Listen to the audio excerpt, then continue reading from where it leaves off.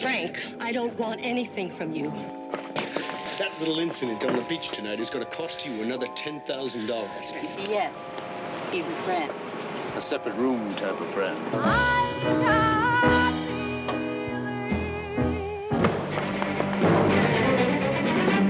Have you ever been in love? Yes. Hold it, police!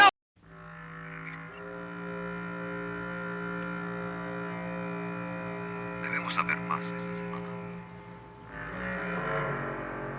El dinero viene desde Suecia.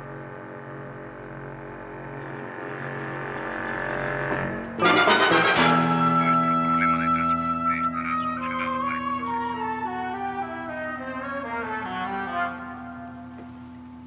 Mis amigos quieren estar seguros que no habrá demoras una vez que comience el trabajo. Dígale a sus amigos que no anticipamos ningún problema de nuestro lado. El dinero es la clave para hacer que todo funcione. Mis amigos tienen acceso a grandes sumas de dinero. Estamos avanzando porque esta transacción no vuelva muy ricos a ambos amigos nuestros.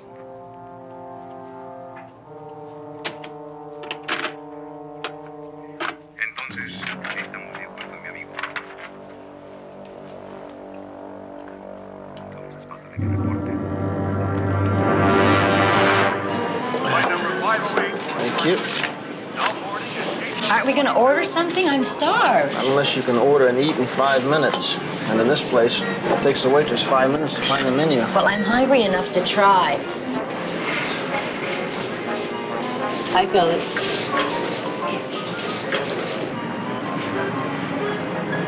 Jeez, I can't take you anyplace. Bill, they're Marines. You remember what it was like, don't you? Remember, are you kidding? I'm the only guy on our ship who had pimples. I don't believe that. Can't we at least order something to go? I'm so hungry. No, drink your coffee. We gotta go. Flight's due in. I'll get the coffee. 64 cents for 2 coffees? Gonna get the tip?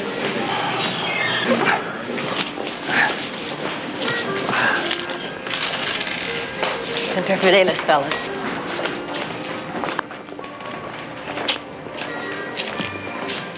How come I never heard of this Lemke?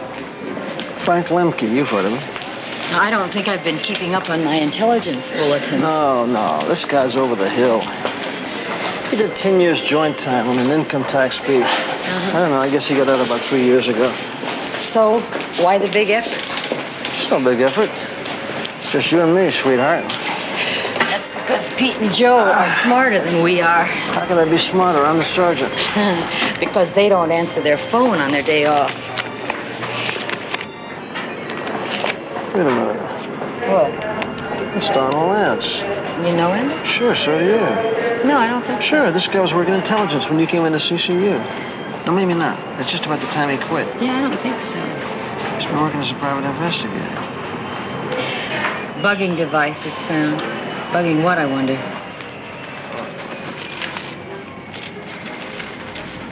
There he is. That's our boy Lemke. Flight 419 from Trenton, New Jersey, now arriving at Gate 8.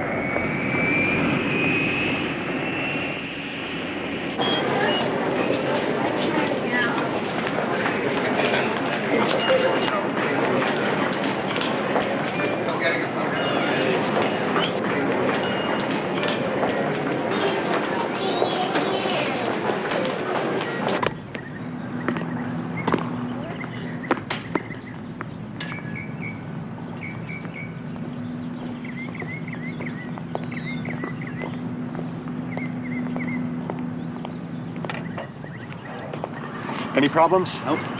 I'd say everything's just fine. All right, take it to my room. Hey, come on, Sally. Let's play, huh?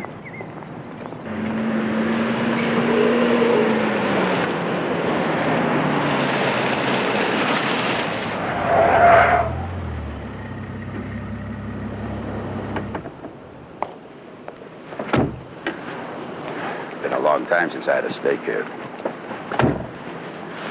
15 years, to be exact. You know, I didn't know the place would still be here. Well, with all the freeways they're building and all. You had me drive 40 miles so you could eat here, at this place. You know, that's what's wrong with you younger people, Vinny. Too interested in exterior things, clothes, cars. It's what you can't see, what's on the inside that counts.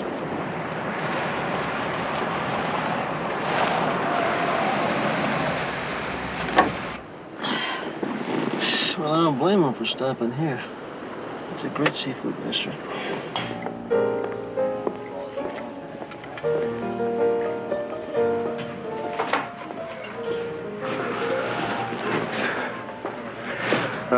Listen, I've got to go to John. Will you order for me a New York medium salad, no potato, and coffee? No coffee, bad for the night. It's trying to milk. But you sound like a TV commercial. Okay, make it milk. We should be there in about an hour. He make any contacts yet? No, not yet. But he will. Well, keep in touch. Things could get a little tight. You're telling me.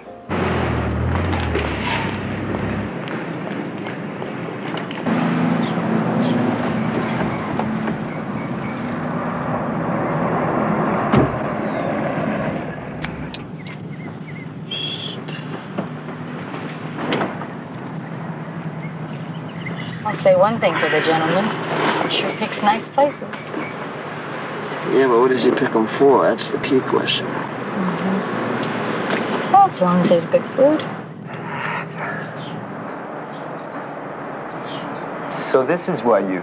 She hasn't changed a bit, has she? It's been a long time, Frank.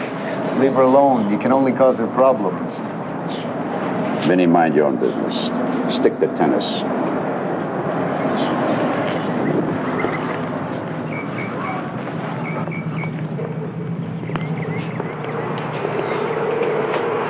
Registry.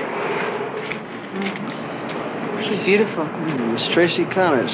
Sensation. Saw her once at the Grove about 5-6 years ago. She's great.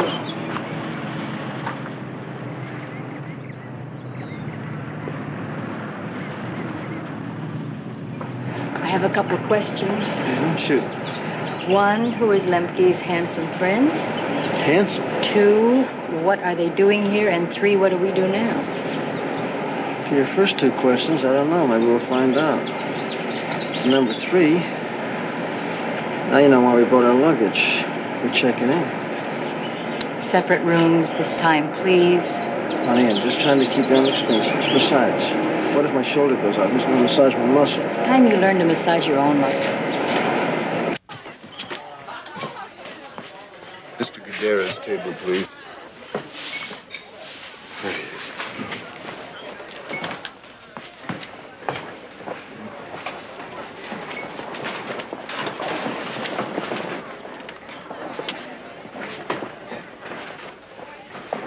Well, that's very interesting.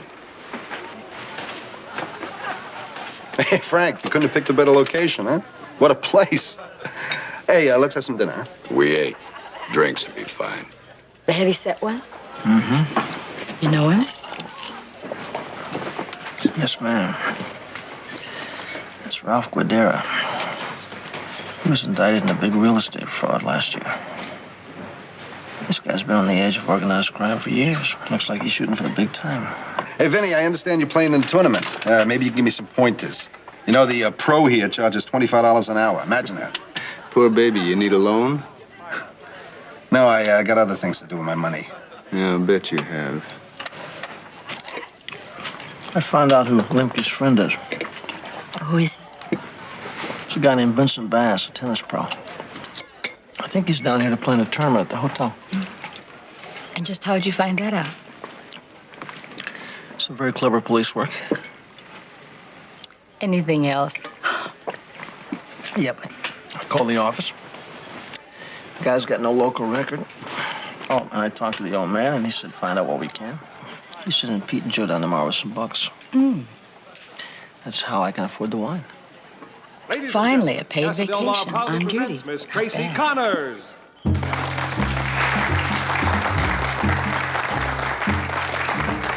Lover, one lovely day, love came planning to stay. A green dolphin street supplied the setting for nights beyond forgetting. And through these moments apart, love remains in my heart. When I recall the thrill I'd found on, I could kiss the ground on Green Dolphin Street. Lover, one lovely day, love came planning to stay. Green Dolphin Street supplied the setting for nights beyond forgetting. And thrills these moments apart, love remains in my heart.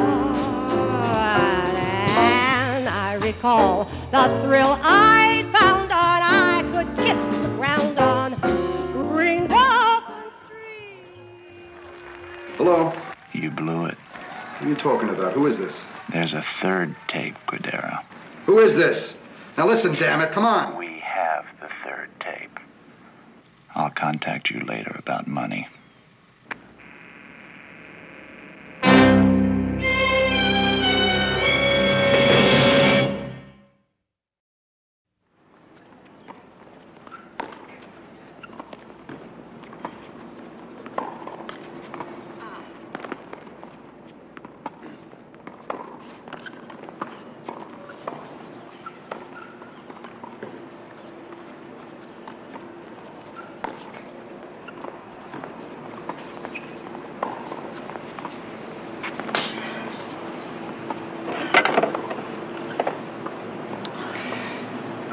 You gotta work on that backhand a little. You noticed. Are you waiting for a partner? No, I gotta warm up some more. How about a game? Well, how good are you? Good enough to straighten out that backhand. You're on. Vince Bass. Pepper Anderson. Do you come here often? First line. It's really beautiful. You work here? No, I'm playing in a tournament here next week. I thought I'd get used to the courts. Oh, no. With my backhand, I've met a tennis pro. Oh, Frank, these are the key men who'll be working for you. Lemming, casino operations manager. Troutman, accountant and financial operations. Salazar, security. And Posner, he'll be our communications expert to your old East Coast operation. Now, here's how it looks. We've got enough votes on the city council to ensure passage of the ordinance to legalize the casino. That's cost us $75,000 already. Oh? Who put up the $75,000? I did. We've got to get things going. Now, as soon as we start operation, we tie into your old operation, and we're in. Nah. You want me to put $3.5 million in front. All right. Let's talk percentages. We figure your cut would amount to $15 million the first year. Now, I don't want you to confuse age with stupidity. I figure this operation should net $75 million a year. Got a big overhead. Overhead. You're asking me to put up 75% of the capital, plus use my East Coast contacts for 15% of the action.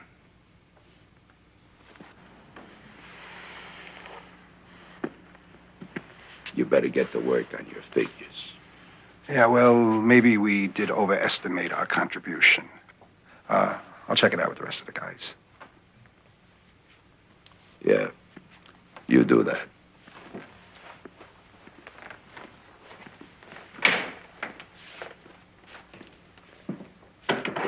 Is that your boyfriend at dinner last night?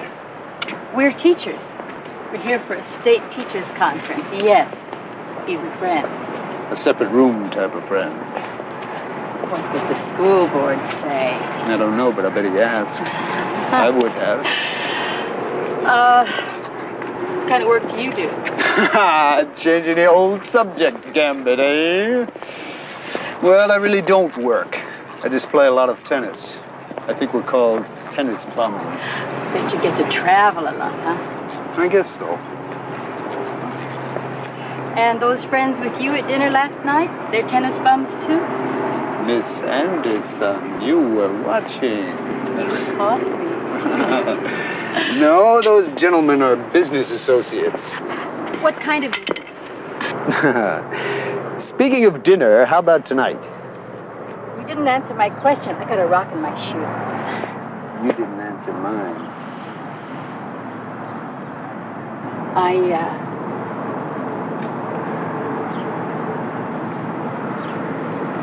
Okay. I'm late to a meeting. 8 all right? 8th grade. Miss Anderson.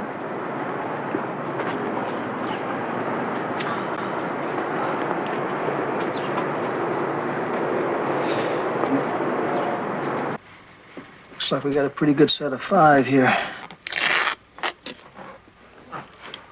What'd you find out about him?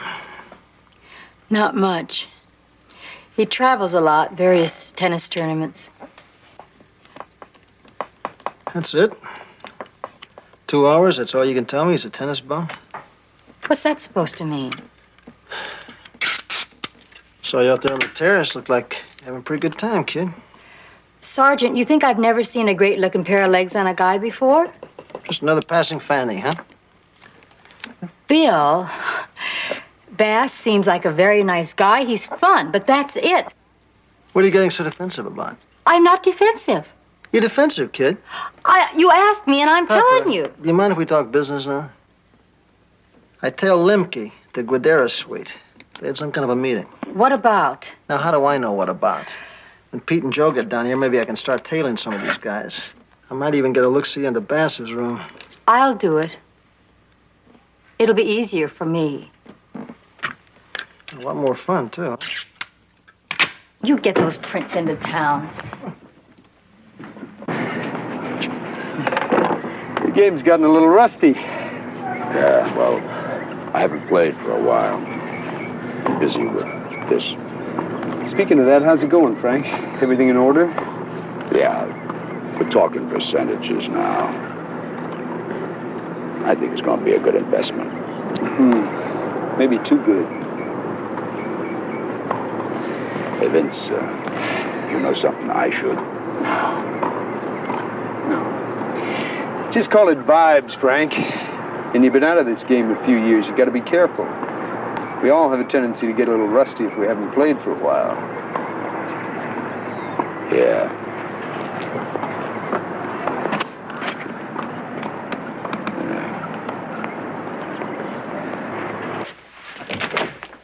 Frank, come on in. What's up, huh? Let's talk. Now, can I get you something, huh? Yeah. Frank, we went over the figures. You were right about the percentages. That's not why I'm here. Explain everything to me, Ralph. Tell me about the whole operation. Yeah, but Frank, you know everything already. Explain it to me. Explain every detail. We open a casino in Cabazon near Palm Springs. Small operation, nothing to get the Vegas boys upset about, you know? Then maybe later we open a couple of more, like a franchise. Yeah, but you know this already. What's the matter, Frank? A friend told me you're holding back. Okay. Some of the guys thought that we'd work a few ladies on the side, you know, just for their entertainment value. No profit, you understand? I'm not sure I do. There's something that ain't right. Like an itch. An itch I can't scratch. You better be straight with me, Ralph.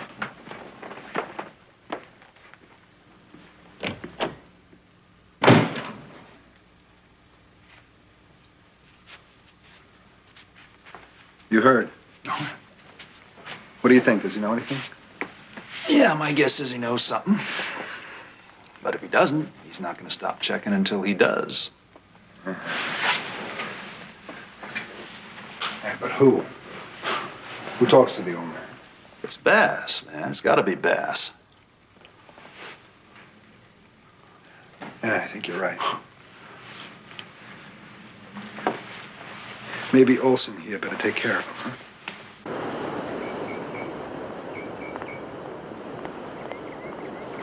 Oh, excuse me. Could I trouble you to unlock my door? I left my keys on the dresser. I'm sorry, miss, but you have to get the key from the front desk. I am not allowed to open the rooms. I'm late for a teacher's meeting. It's about to break up, and if I get caught, well, you understand. Please, I just had to get in a game of tennis. Sure, but please do not mention this to anyone. Thank you.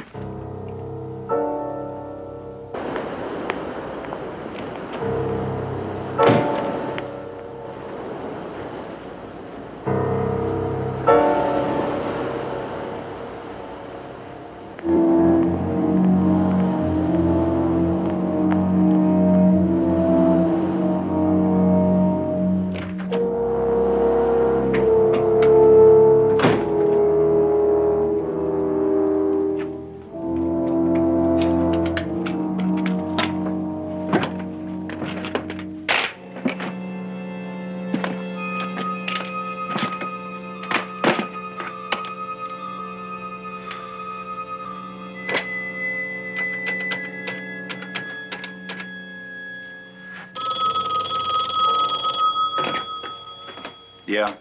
I'm glad I got you. What is it? I need you down here right away. There could be trouble. I'll leave right now.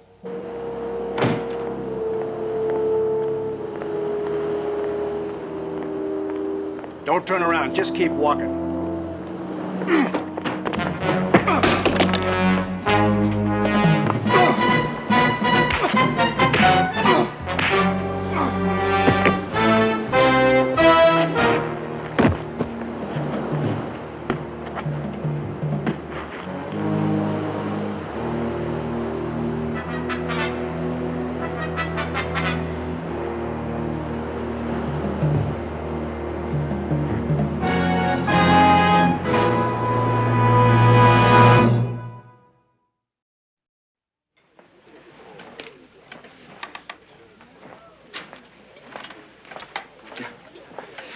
How's your elbow? My elbow is fine. My tennis is rotten. Well, what would you like to drink? Scotch, but heavy on the water. That'll make two of us. You know, I've always liked this place. It kind of makes me feel as if I'm living in another time. Sometimes I wish I were. Vodka tonic.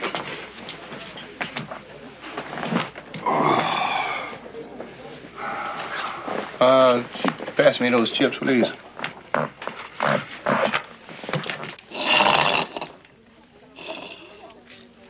What's bugging you?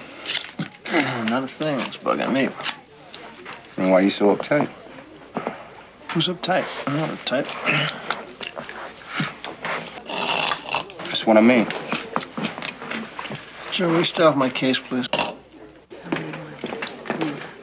Tracy, Hi. Be careful. can I buy you a drink? Not a drink. I have a show to do. Well, will you sit for a minute? Come on. That'll be nice. This is Pepper Anderson. Hello. Tracy Connors. I love your singing. Oh, thank you. How do you manage to always be with the most attractive woman in the place? They just go for my serve. Frank, will you join us for a drink? I called your room 3 times. Come on, we go to my table. We gotta talk. Frank, there's nothing to be said. It's all been said. Look, we can talk at my table. Please, this is where I work. You're hurting me. Hey, Frank, come on, relax. Sit down, have a drink. Come on. Stay out of this, Vinny. Frank, you've wrecked my career before. You're not doing it again. Now get out of here.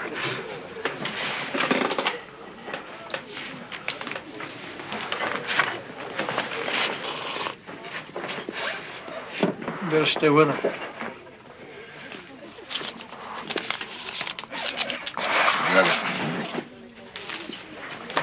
Thanks.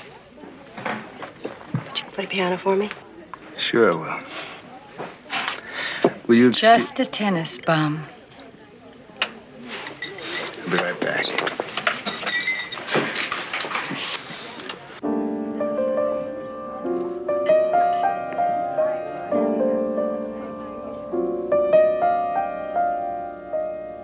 Feelings, nothing more than feelings, trying to forget my feelings of love. Teardrops rolling down on my face, I'm trying to forget my feelings of love.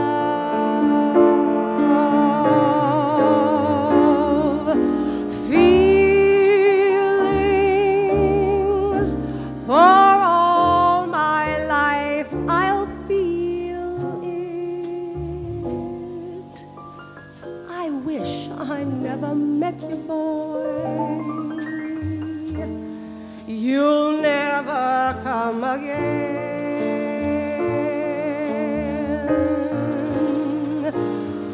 Feelings, whoa, feel you. Whoa, I wanna feel you again in my arms.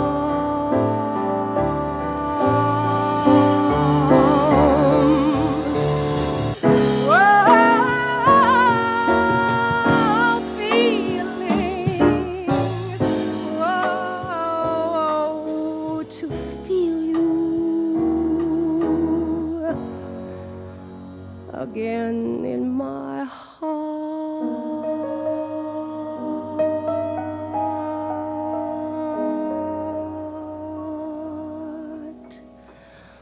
feeling.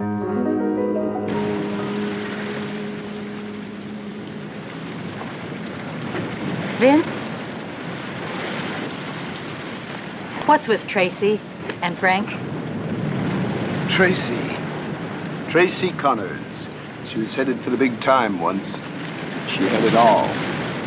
What happened? She fell in love. She was subpoenaed to testify before a Senate committee investigation on organized crime. Testify about what? Her association with Frank Lemke. She was Frank's girl. The big time. But that was back in the 50s, and it just about destroyed her career. No one would touch her after that. Today, she'd become a celebrity and write a book. Right. You care about her, don't you? She's a friend. That's nice. Pepper, Oh, you scared me. I've really enjoyed. I guess what I'm trying to say is that it's fun right now. I feel the same way. Have you ever been in love? Yes. You know, it's funny. I've always felt I was immune from something like I guess we all have our own image of ourselves. Are you afraid of getting hurt? Yeah? Possibly. Uh-huh. I guess I've been ducking too long. But Pepper, I'm glad that you're here with me tonight.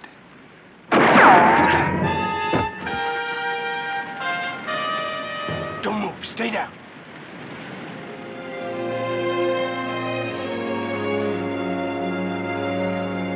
Is this the guy? Yeah, that's the guy. Highway Patrol said he must have fallen asleep at the wheel. Broke his neck. Is he friendly with Daris? Associate. That's what the manager says. Jim? What about Bass? Well, we ID'd him through DMV, and his real name is Barcelona. Oh, really? Why don't you tell me something I don't know already? What does record show? Nothing. Nothing? Nothing. The CII? Bill, we checked everything. There's absolutely nothing. The FBI. Did you check the FBI? Hey, come on, William. We did a thorough check. He doesn't have a record. He's clean. Yeah, well, there's something going on here, and Bass is right in the middle of it. And we're going to find out what. What's his predicament? Pepper.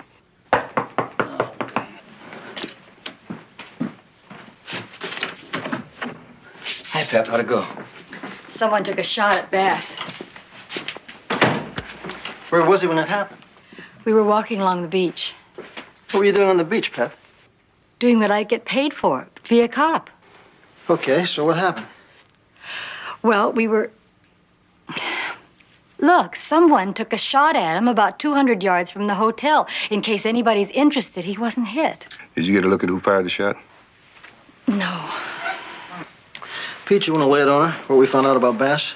What about him? Well, we ran a make on his prints. Well, what are you trying to tell me? His key name came back Bazzaloni. Remember that newspaper story about Lance, the retired cop? Yeah. Well, they matched up Bass's prints to a set they found in Lance's room, and right now he's a major suspect in the case. Homicide couldn't connect the name with the prints until we showed up. What kind of gun was Lance killed with? .45. Pep, did you go have a look-see like we talked about? What'd you find? What'd you find, Pep? A .45.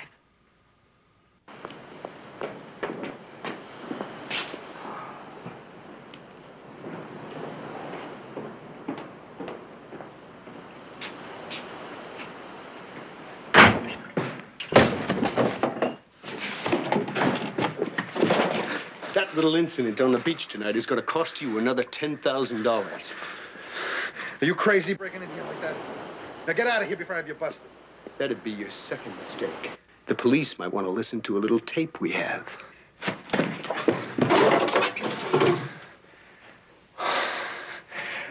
You're getting to be a nuisance, Bass.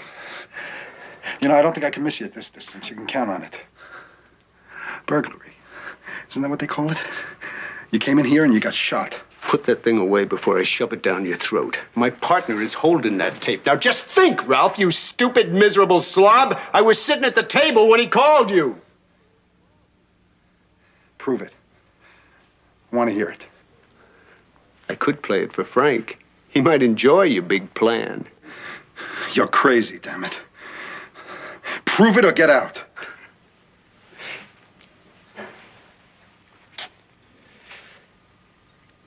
Mexico. Let's just say the real investment lies in Mexico.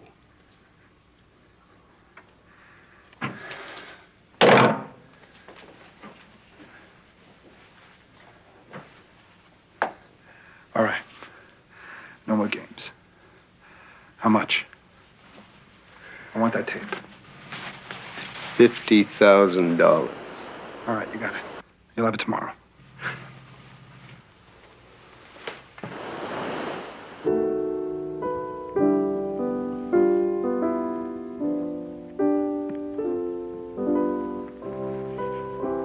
Hey, Tracy.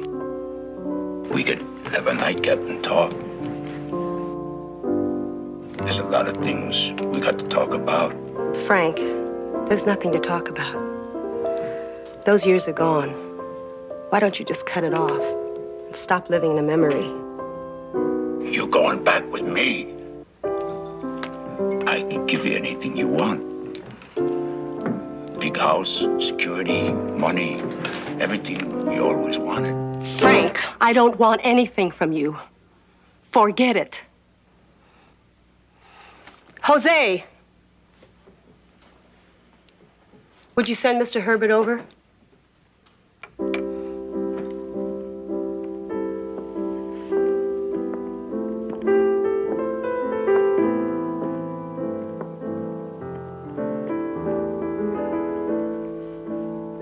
Care for a little company?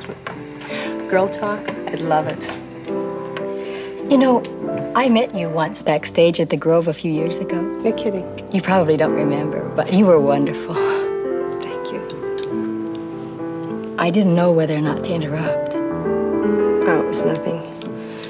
It was just reliving an old nightmare. Frank Lemke. Yeah, Frank Lemke. I need him like I need a bad case of laryngitis. But you were close once? I was. But Frank's the kind of man that you shouldn't really get that close to. I think you understand. Sure do. And then again, there's Bass. Tracy, what can you tell me about Bass? What do you want to know? His connection with Lemke. You're asking me if he's a crook? I guess so. I don't really think he is. He just likes to hang around with the big gamblers and party and all the broads and that. So. Do you know anything about astrology? A little, I guess. What's your sign? I'm Virgo. Well, Bass is a Pisces, so that should tell you something.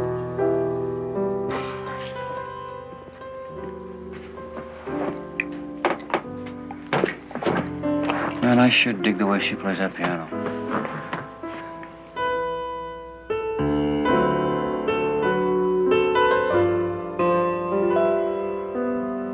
You get something like a glass of milk? They just put the old man to bed. Bartender almost threw him out. Thanks. What'd you turn? Some blackmail. Bass put the screws to Guidera for $50,000. I think it was $50,000. This game's getting rough. How'd you find all that out? Bass. Say this much for him, he's got a very unusual way of opening doors. Where's Pepper? Guess you went to bed.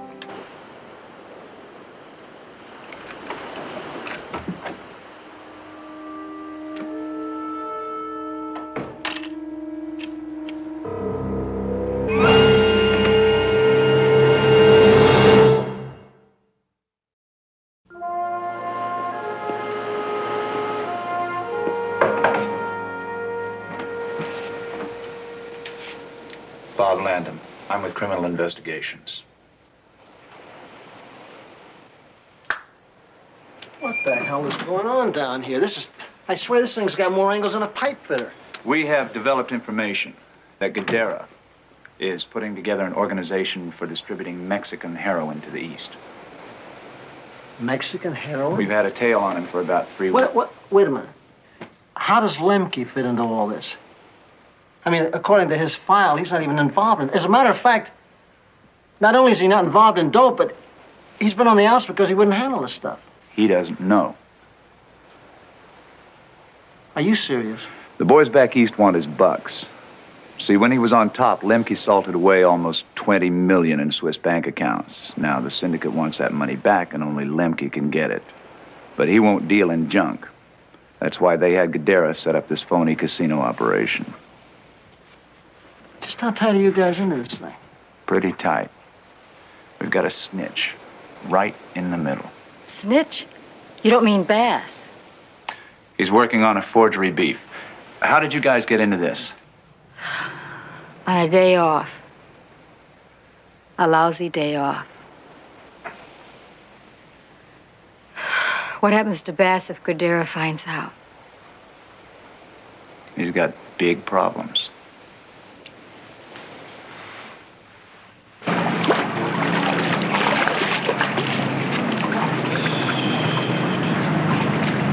you finally sleep last night?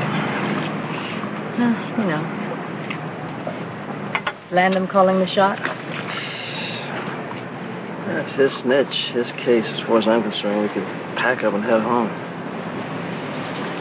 Chief wants us to hang around and lend a hand. We should meet Landon in about 10 minutes. I gotta make a stop. His room is 127. I'll see you there when you get through. Okay.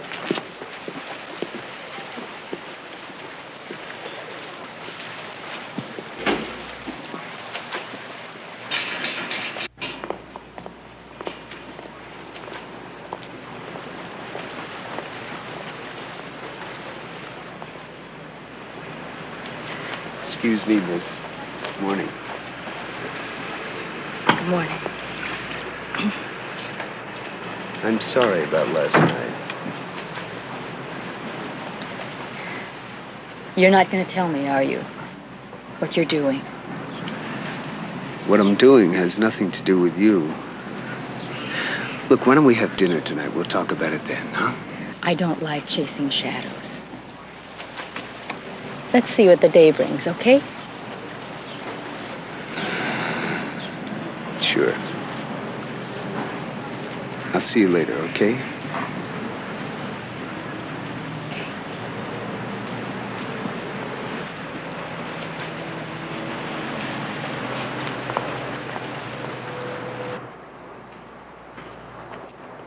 Vinny!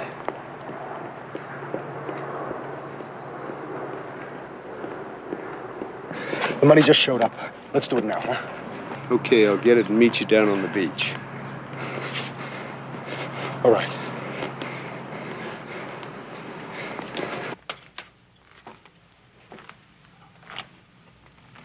Your name, your money.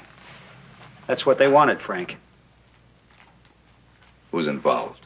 Calling the shots. Ralph Gadara. He's using you like you're some wet-nosed punk kid. You bring what I asked for.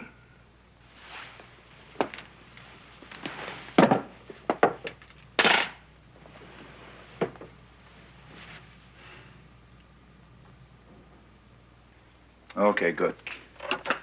Well, I think we should have this wrapped up today. Where's Pep? She should be here by now. Yeah, room 227, please.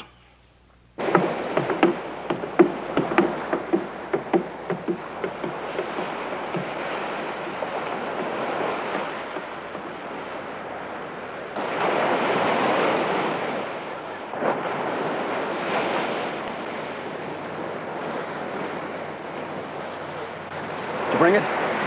Relax, you're a nervous wreck. I got it right here.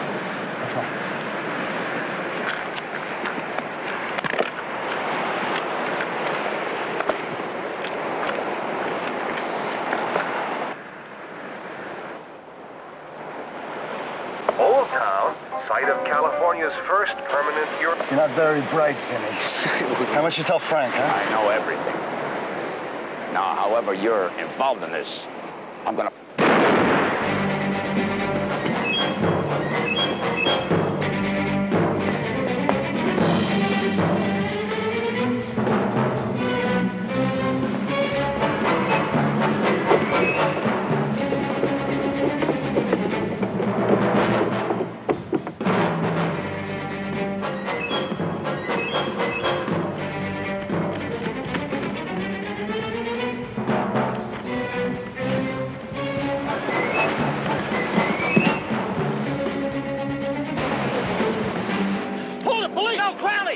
He's mine.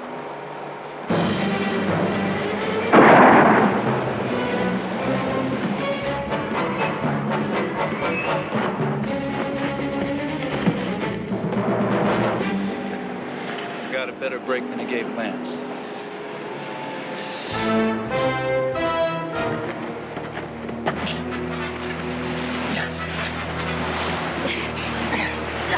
All right, let's go. Off of it, come on. Off of it. Let's go.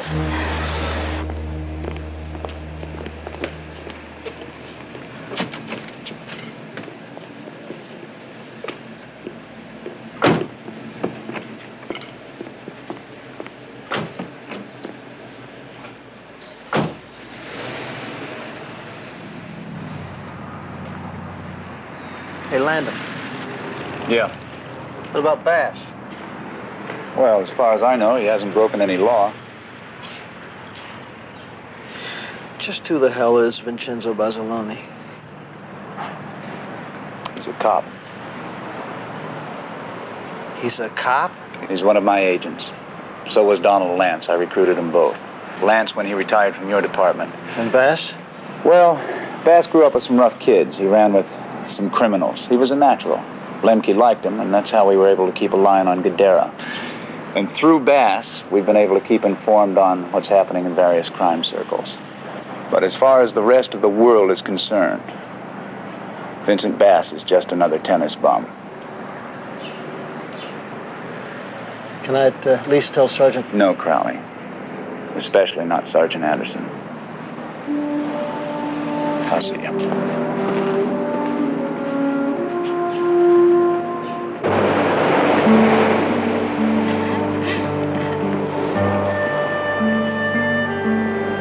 Where do you go from here? Vegas.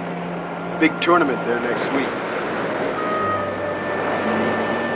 Vince, just what are you? I'm a tennis pro who just happens to have some friends who are crooks. You have a funny sense of humor. Pepper, I know you're a cop. I've known it ever since the time you were in my room. Doing my job doesn't make the rest of it a lie. I know. You don't have to explain to me. Pepper, we run in different circles, you and I. It just wouldn't work for either of us. You understand that, Pepper? Yeah, I understand. Well, I wish you could explain it to me.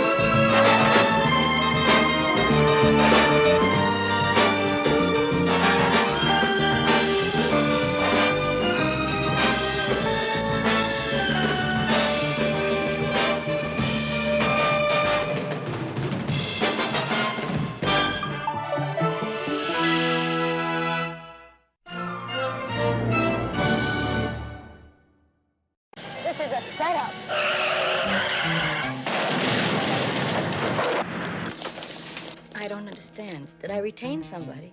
An attorney, darling. La creme de la creme. Picture a more vivacious girl working for you. Someone who could use a little body action. We've got to find a way to shut them both up. I just sent Sergeant Anderson up to her apartment to tell her about her husband.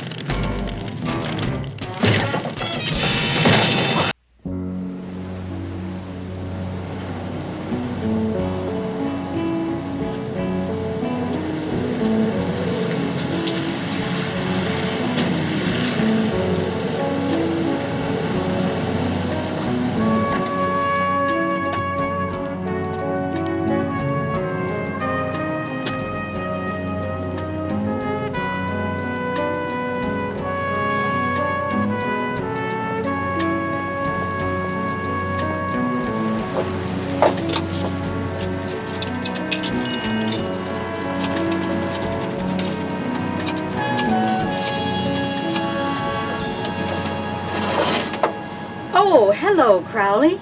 This is your disappearing, going on vacation Purple Claw. Just thought I'd check in one last time.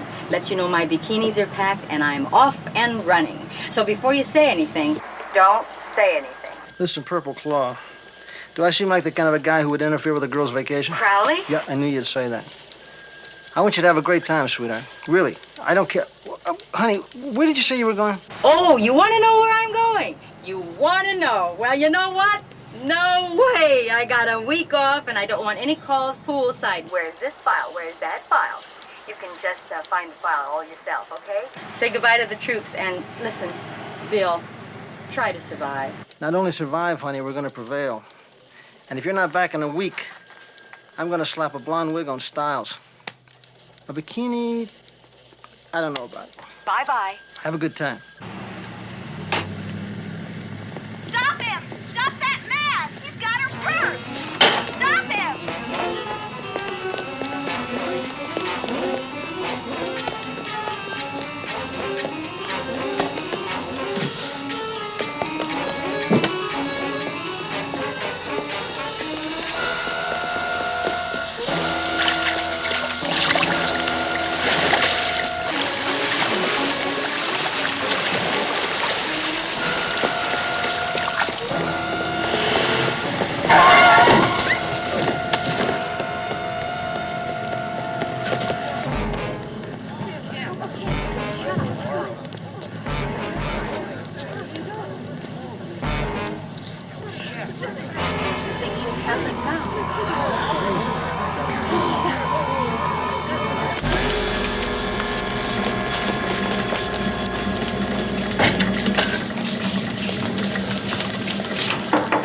Come in.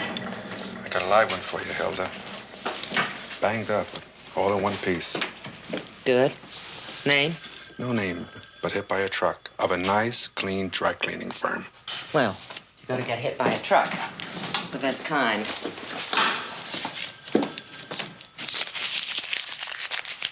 $20, Hilda? Oh, come on, you're kidding. You know it's worth more. Well, if it is, you'll get more. Washington, it's only money. Only money? It's only a matter of arriving at a fair amount. Well, let me tell you something. I have come to live and breathe by the stuff. The happy juice of life. It's the holiest of stuff.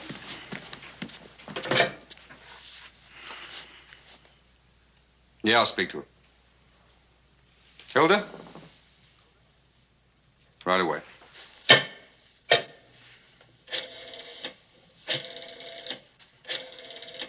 Calhoun? Mrs. Morris wants a runner over at Linden Hospital right away. That Morris woman, I don't like her. Hilda is good at her job. She's ice.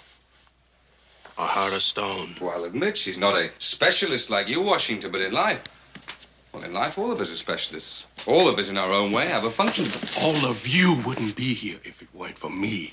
And in this funny accident business, I'm the artist, the Leonardo. I'm the reason you wear those fancy clothes and smell so pretty. So it's got to be a partnership. A full suit and tie partnership. And that's what I'm gonna get.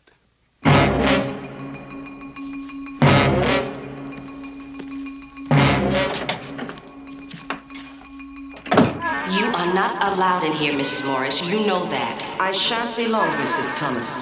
I'm calling the head nurse. Do that if you don't want to keep your job. Now, dear, we do have to know your name. And you'll need a lawyer. A very fine lawyer. And we'll see that you get one.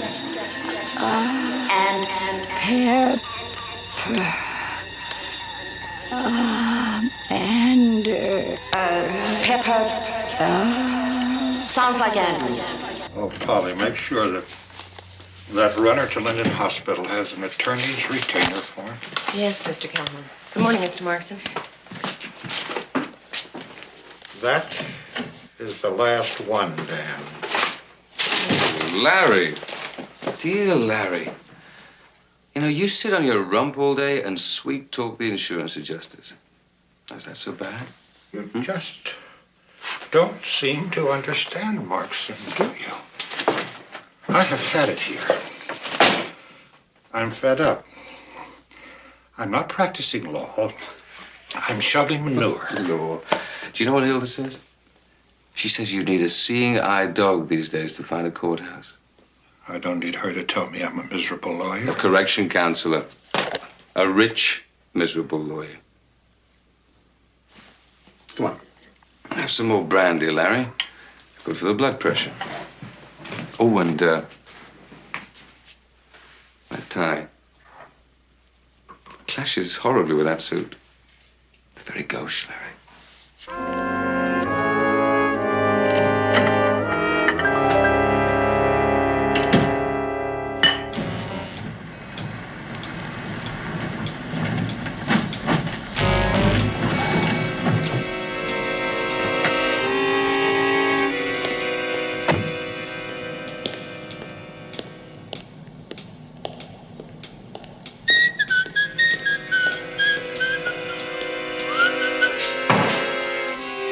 Well, howdy. You're late. Busy day on the freeways. Cars are bounding around like balls in a pool hall. You know, I must have handed out 8 cars at least. Yeah. You'll be hearing something. Oh, good. You know, this one guy, car sideswipes him, and all he gets is a cut over the eye. Stay put, says I. He says, I'm all right. I said, like hell you are. You're going to need a lawyer. And I thinks I, even a jerk like Calhoun. Oh, you beer? No, thanks, Russ. Well, why the meet? Washington, he wants in. Full partnership. You tell him no. No way. It might be difficult, Russ. The man is unique, isn't he, Hilda? Yes. I mean, Russ, do you know any other man who can twist his bones so that his x-rays look like spaghetti, then snap them back into place again? And the insurance company is meanwhile paying off. Well, for us. My vote is no. No more partners. Hilda, your vote? Unique? Yes. Partnership? No. Well, just to make it unanimous, my vote is no. Isn't democracy nice? Oh, and Russ, why don't you make Washington's next accident his last one? Dr. Gary Ballard, please report to the information desk. Dr. Gary Ballard, information desk, please. What happened? Oh, good morning. You were in an accident, but you're going to be fine, just fine. But Miss Andrews, we've been unable to locate any identification. Were you carrying anything? This just came in. Was it Peppers? Mm-hmm. A messenger just brought it in from the postal inspector's office. They found it in the mailbox in Tres Cruces. ID badge, everything's in it. Except a gun. Ahora, Alicia, para mía. Firma aquí. ¿Pero qué quiere que haga? No quiero firmar, no. Hi. You feeling better? Alicia. Yes. Alicia. What's going on over there? Oh, our beloved Samaritan, Mrs. Morris, direct descendant from Lady Macbeth, is a front for a capping racket. Alicia. Ambulance, Jason. They practically own this place. That woman probably is an illegal. Well, correction, is an illegal. Morris would know about that. So she threatens the woman that unless she signs with her lawyers, the insurance companies would turn her over to the immigration people. Except it never comes out that way. Lily, if that's true, why don't you report it to the proper authorities? Miss Andrews, my big, beautiful husband was just laid off last week. We've got 3 beautiful kids. And hamburger is still almost $1 a beautiful pound. So you see, I'd like to. Oh, Alicia. But I can't.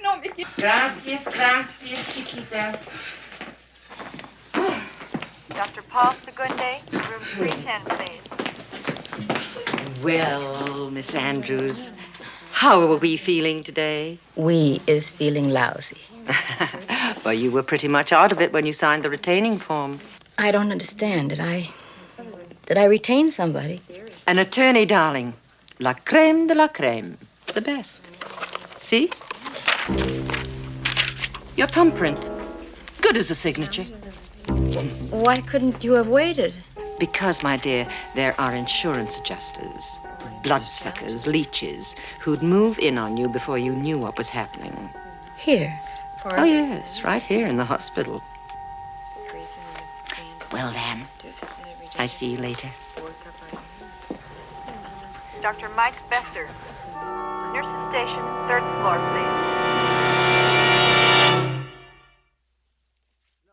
please. No, it's Leanne Anderson. Leanne Anderson.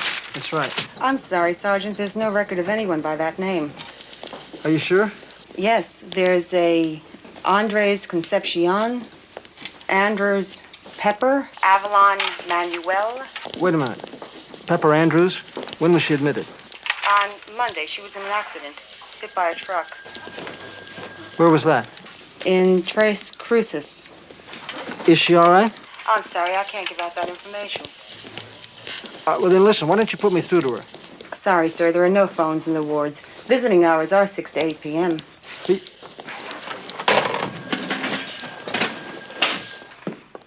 Good evening, Pepper. Oh, hello, Mrs. Morris. Now, who was it who said, roses may beckon toward us, but they speak toward heaven and God? Henry Ward Beecher, I think. Oh, thank you. And who was it who said, there's nothing worse than hospital soap? Presto, made from fine lettuce, infinitely delicate, and for you, Pepper. Thank you. They're lovely. Mrs. Morris, do you work on the staff here? Oh, no. The Samaritans are a volunteer organization. But it isn't work to me. I feel it's sort of an obligation. And I'll bet these flowers and things like the soap, you pay for them with your own money. As the purse is emptied, the heart is filled. And that is Victor Hugo, and he was so right. You just ask Mr. Markson someday. Oh, well, I know Victor Hugo, but who is Mr. Markson? Daniel Markson. He heads the Samaritans. And if I might say, selflessly. Pepper?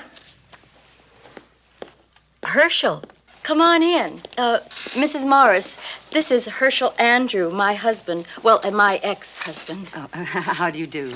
Morris? Now, I know you two want to be alone for a while. So, Pepper, darling, have a pleasant evening, and I'll see you tomorrow. And thank you very much. Dr. George Freelick, please report to the 3rd floor nurses station. Herschel? Herschel Gottfried, my favorite uncle. Pep, don't you think it would have been a good idea to let us know where you were? Now, before you say anything, I'm feeling fine. Except I'm starving with this hospital food. What are the chances of your smuggling in a pizza? From Herschel, you get only chicken soup. Now, what's that all about? Sit down. Have I got a girl for you? Roman, your brains bend more than your bones. You hear what I'm saying? Do you hear what I'm saying? I am trying to eat. You're always eating when you're not being sucked in by those devils. Get out of this business. What do you know, woman? Those people, they'll chew you up. Wait and see. Baby, I don't want nothing happening to you. Don't you understand? I'll get it.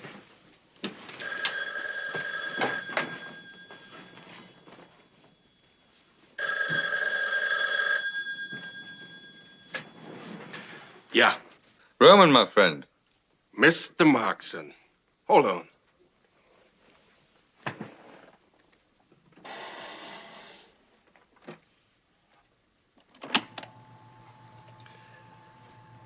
There, sir.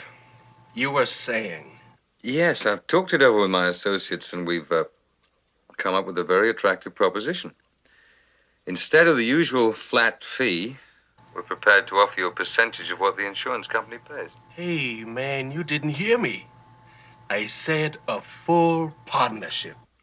I don't think we can do that, Roman. Mr. Markson, I have a little story I want to tell you. A month ago, exactly, I bought me this little tape recorder, see? Now, I have on tape every call that you've made to me these past 30 days. I have a feeling, a good feeling, the district attorney's office just might enjoy hearing them, sir.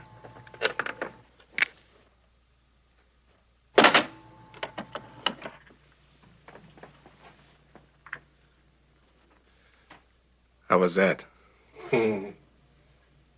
Play with the devil, wind up in hell.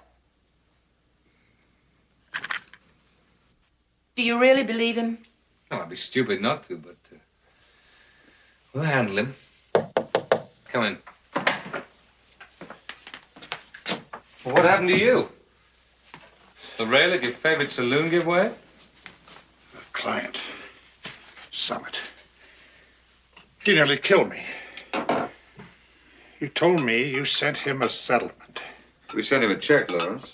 Well, the check bounced. And every time he hit me, he said, that's for the rent I can't pay this month, or that's for the food I can't buy my family. Every check we sent out this month bounced. Hilda, tell Larry our new philosophy about that, will you? All right. Lawrence, it's very simple, really. You see, we feel we fulfill our obligation when we write the check. Collecting on it is our client's worry. I don't believe it. Well, you better, Counselor, because we make some of them good. Sooner or later. You know, that tie I like. That's much better. Now, come along, sit down. Come on, sit down, Larry.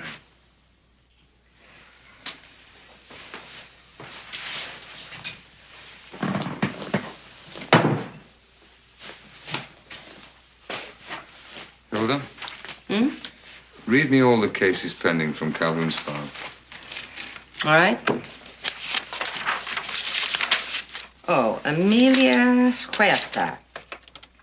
She's suing for $20,000. Company offer, $1,000. Take it. Marcia, for crying out loud, Next, that's just the first Hilda. offer. Vincent Lombard suing for $8,000, offer $500. Settle it.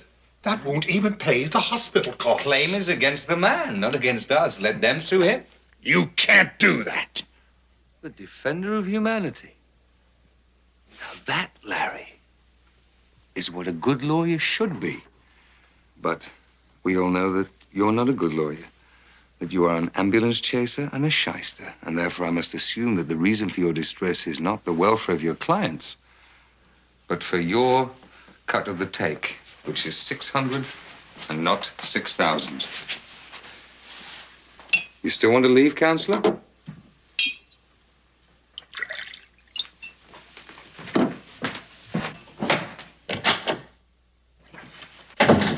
His ethics are as shaky as his.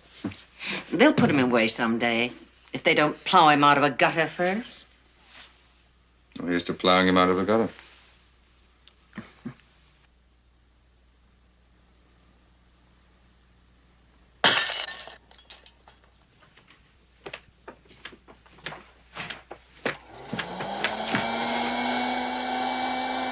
I don't believe it.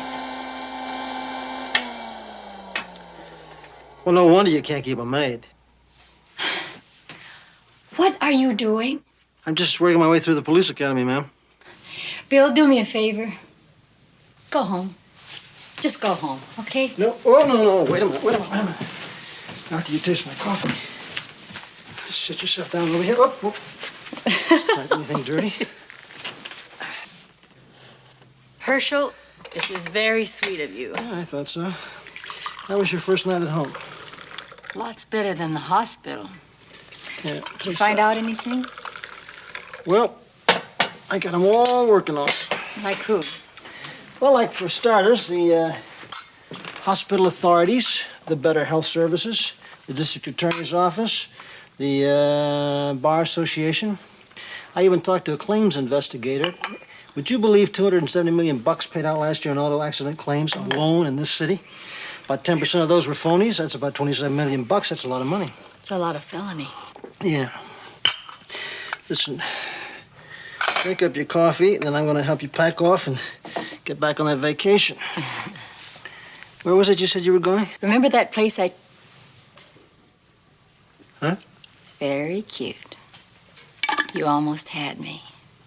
Now, we're going to wait on the vacation. I got a couple ideas I want to talk to you about. Oh, but first, Bill, Yeah? would you be terribly upset if I made a fresh pot of coffee? You'd love it if it was in a paper cup. Yeah, and what else, Miss Johnson? There's Miss Andrews here to see you. Says she has an appointment. Oh, yes, send her in. Oh, and phone my tailor and tell him I'm sending back the gray suit. The cuff is supposed to caress a Gucci, not hide it. Come in. Come in, sit down, please. Thank you. Mrs. Morris told us to expect you, but she didn't tell me to expect such an attractive young lady. Well, I've been looking through your file, and I must say it's certainly substantial. I can guarantee you a settlement of $10,000, maybe more. Sounds fine. I said $10,000. I heard you. It's beautiful. Bavarian, isn't it? Yeah. Exquisite. That's one of the few remaining pieces. Are you an attorney, Mr. Markson? No. No, I'm more of a engineer. You know, I fit the right pieces together. The right attorney for the right client, the right medical report from the right doctor. Very nice. Efficient. Yes, we think so. It's really remarkable What?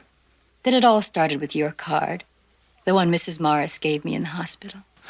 Oh, yes, she's very helpful. I'm sure. Dan.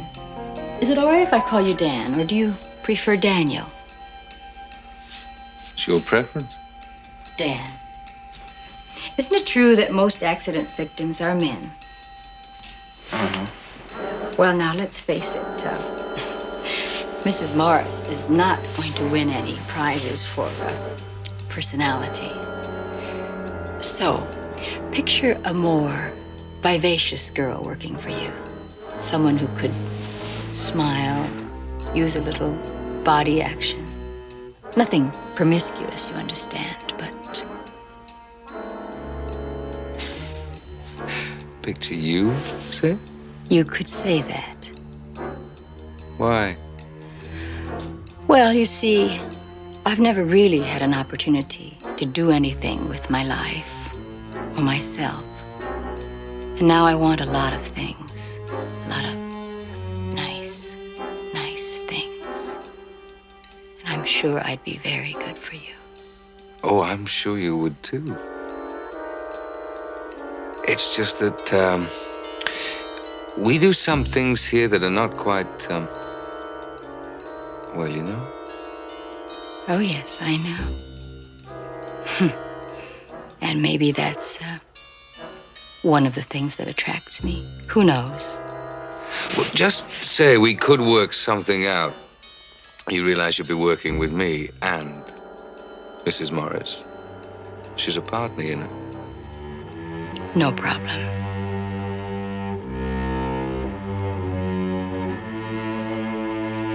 Okay. Done.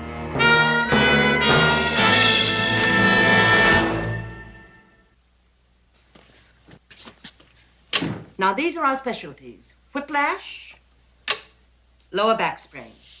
Of course, we have skull fracture and brain concussion. One of our best sellers. I'll bet. I mean, it all looks so profitable.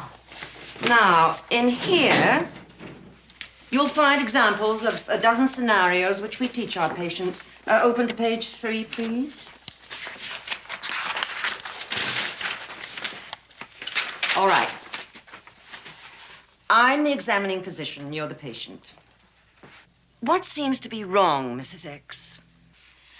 I can't move my right arm, and there's a heavy feeling in my legs.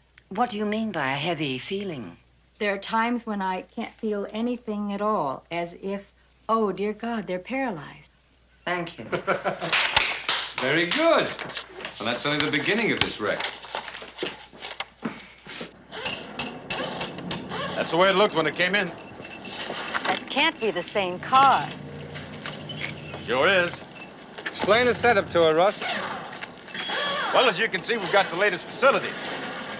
You know, I can buy a busted part for any make car. I put them on for the adjuster, and I take them off. And then we split 50-50 with the happy owner. You like it? Love it. Well, I think you're ready for a little field trip. Hello, Mobile. Call the Highway Patrol. This is an emergency. There's been an accident 2 miles west of Barron on S19. Send an ambulance immediately. Well, this will be good for 5,000 or 6,000 insurance settlement easy. Not bad for an afternoon's work. I love it. All set. Sure am. Mustn't disappoint the Highway Patrol, must we, Jen?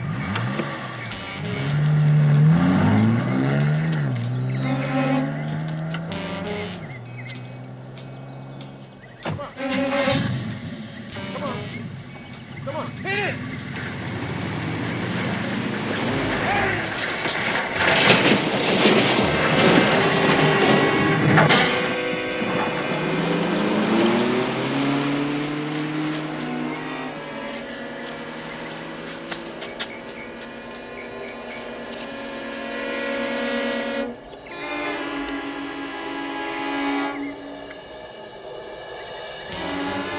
Hilda, here are the stats on our friend Washington.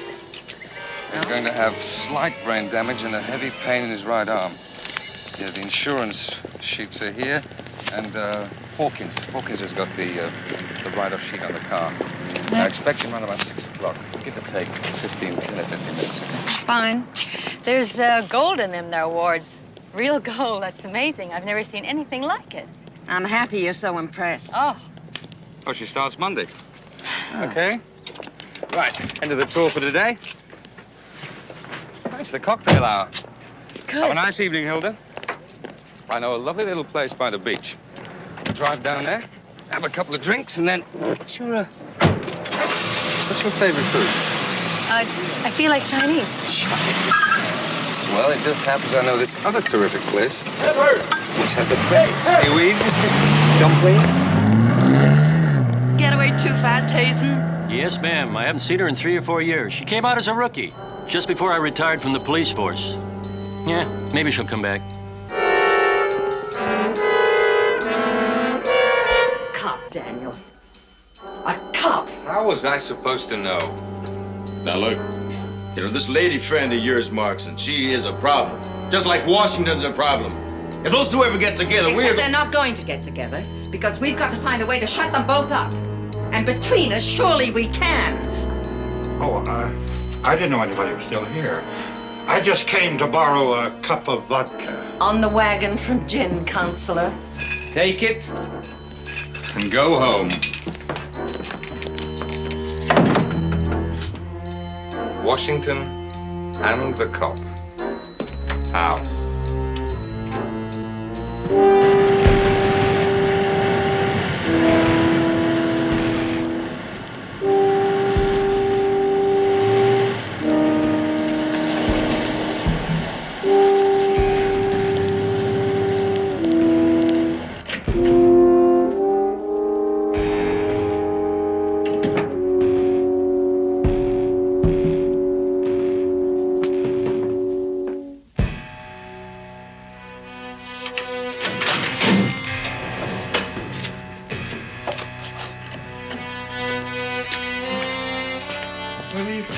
What are you doing here? Mr. Markson suggested I catch up. What about you? Oh, I spent the night here. It is as good a place as any, I guess. You all right, Mr. Keller? No, I'm not all right, but thank you. Tell me, who are you? Oh, I'm Pepper. Pepper Andrews. I'm a new employee. Didn't Mr. Markson tell you? They know about it. Marston, the others. You know what? The sure cop. Real name, Anderson. You are in real trouble, Miss Anderson. Get away from here. Now. Mr. Calhoun. Please.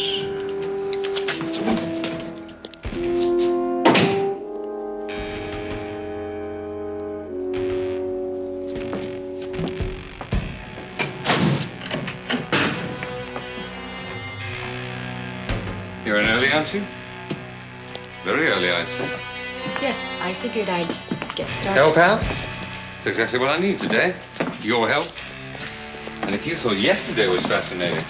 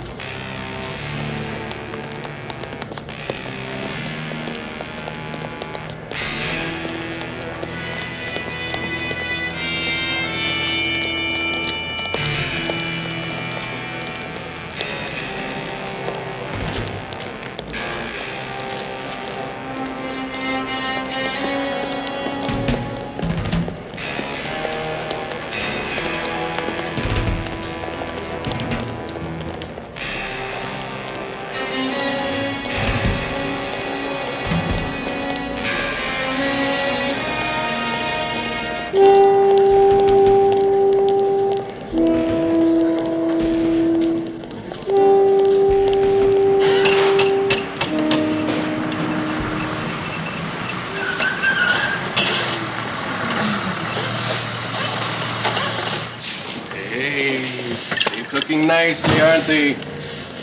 Partner. Partner it is. Order, Mr. Marston. We're about to be initiated into the classic technique of the rear ender. And this is the best in the business. Roman Washington, this is Pepper Andrews. Ross Hawkins, Pepper Andrews. Howdy. These two poor lost souls you don't need to know about, except they are important for one thing. I've insured them both to the hilt. When you get out Mr. Marston, would you sign those timesheets for me? Take over, Roman. All right, gentlemen. Listen up. No. We're gonna take a little ride. We'll get in the car. We'll take a little ride. I'll be scouting for a good prospect. What do I do? You will help me look for a good car. One you could bet is insured to the hilt, driven by two ladies, naturally talking, just gabbing away. Then all I do is draw up next to the car, then cut in front, and jam on the brakes, and slam, bang, them two ladies into our tail. You know what happened this morning?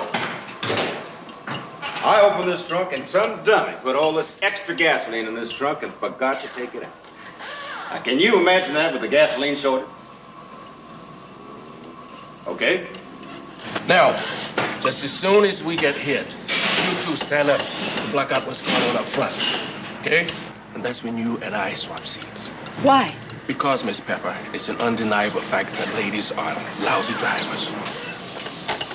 Roman, let's get going. Come on. Yeah. Here, in here.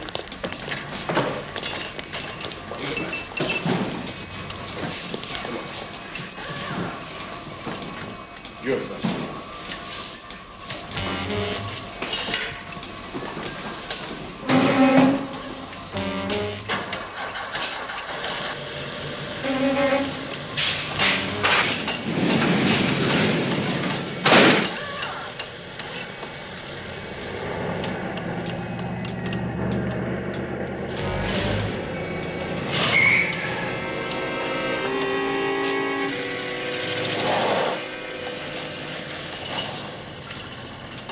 Happy landings.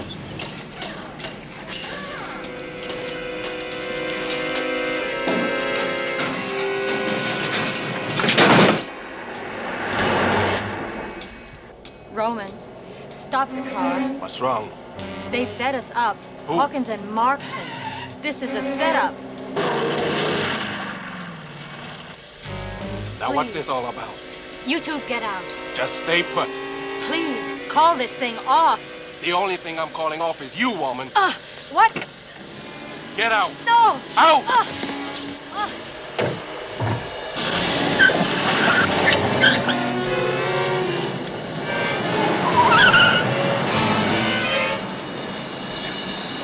You all right? Yeah. Blast them. They're gonna get hurt.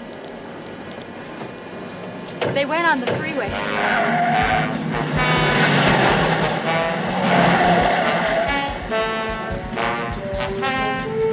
There.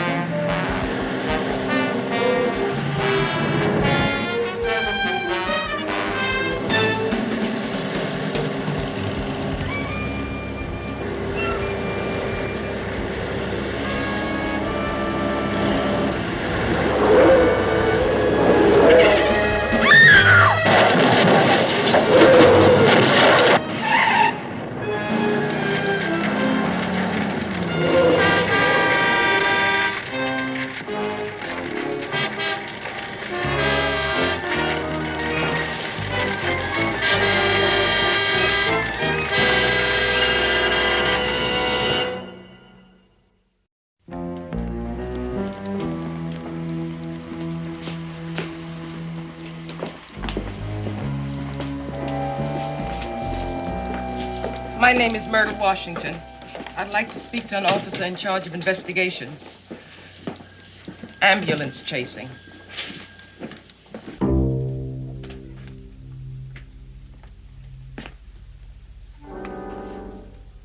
Mr. Calhoun, you okay? Yes. I just wanted to see a pretty face again. That's all.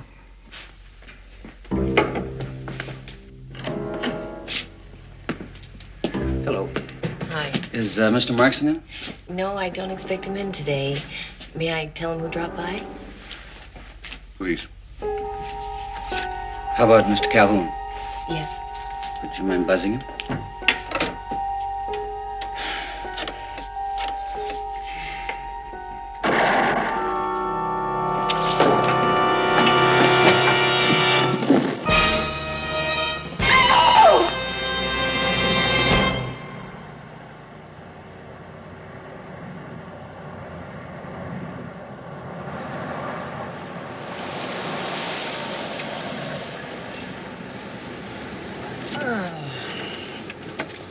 Well, that's Washington's apartment. Oh, yeah.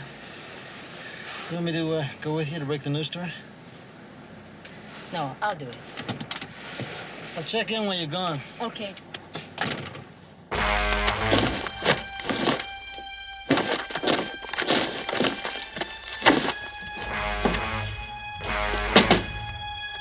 $12Y50 to $12Y90. Message check to 5051, please. 12Y50, you have a note to call Deputy D.A. Gaynor regarding your grand jury case. Right, I know about that. Listen, what's the condition of those two females injured in the freeway accident? There's a Mrs. Myrtle Washington here to see you regarding the case you're working.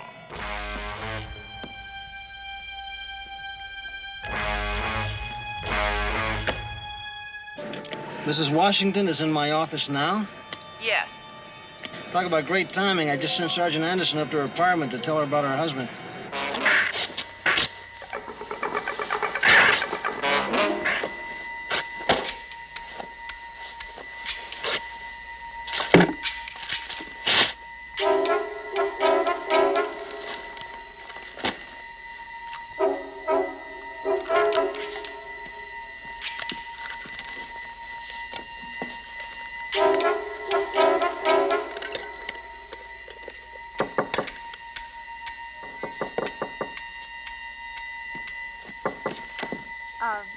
I'm from the police department, Mrs. Washington. Mrs. Washington, I'm from the police department, Sergeant Anderson.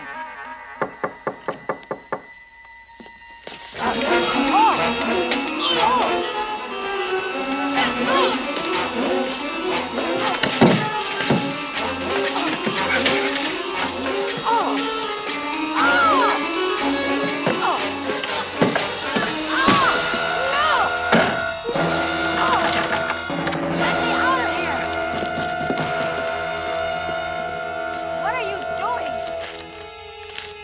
Let me out of here! What are you doing?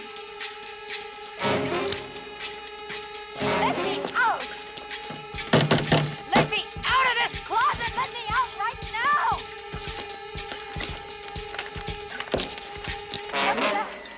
Let me out of here! Let me out of this place!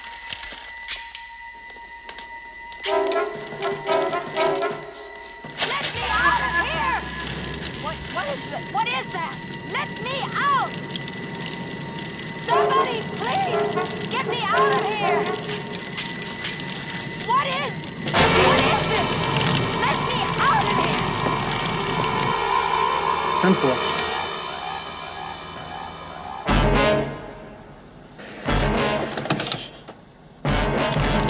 Let me out! What's going on?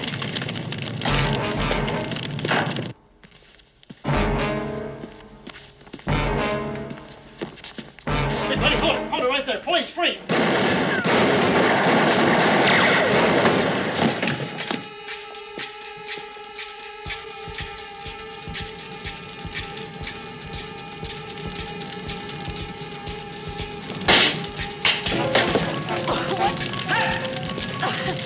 Who's out there?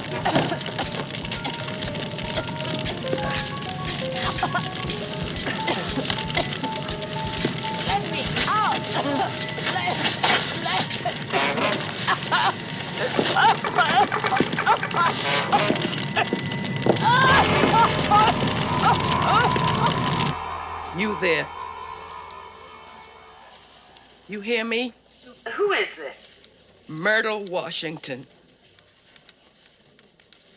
My husband's dead. Did you know that? No, I didn't.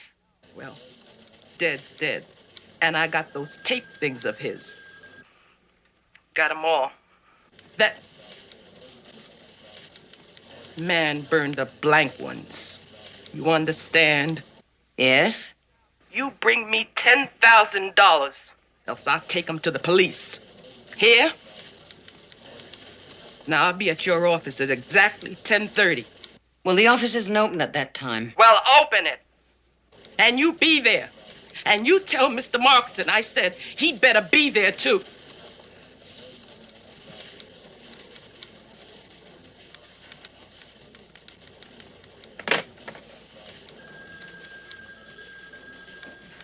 Killed my man. Burned the Bauhaus. Killed my man.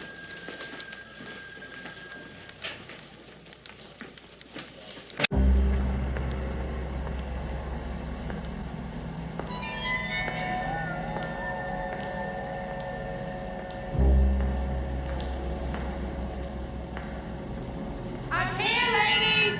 I'm here. Come on out. I know you're here somewhere. Come on out. I know you're here.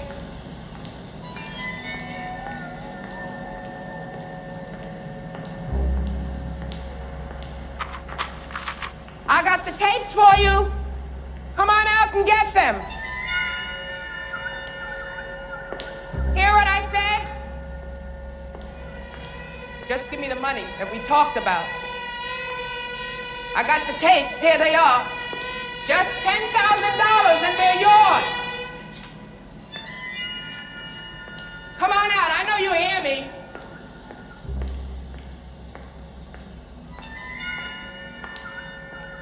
Come on out, Mrs. Morris.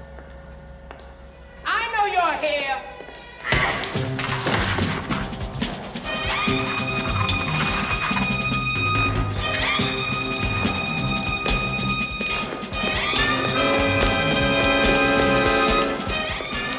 All right, lady. Hold it right there. You're wasting your...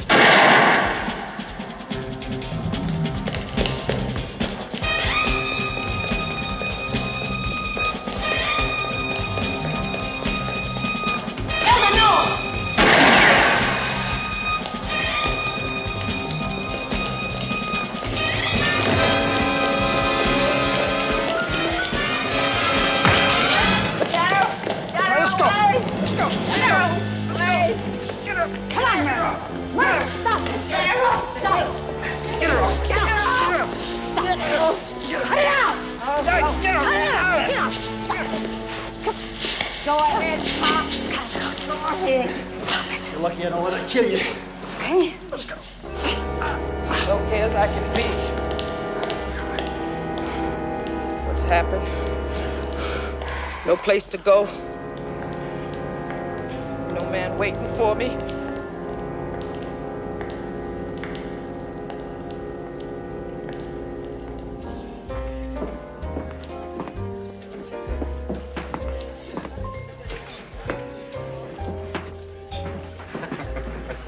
And then this Eskimo draws himself up to his full height and says, "That's a lot of whale meat, kiddo."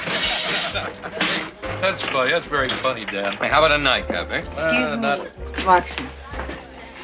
Friend of mine, Bill Crowley. Sergeant Bill Crowley. Oh, Sergeant Crowley, this is Senator Dayton. You're under arrest, Mr. Markson. Under arrest? What the devil is this all about? This man is under arrest for conspiracy to commit murder. Let's go, Markson. 1 minute. Look, Sergeant, I don't know whether you know who I am or not, but I am a senator. And this man is a very close personal friend of mine. Is he? Yes, he is. And I have a lot more very close personal friends in the department. Well, Senator, unless you want to ride along with your very close personal friend here, I suggest you just sit there and finish your brandy. Let's go, Markson. I'll be about an hour, okay? Oh, I'm afraid you won't, Dan. Hilda told us everything.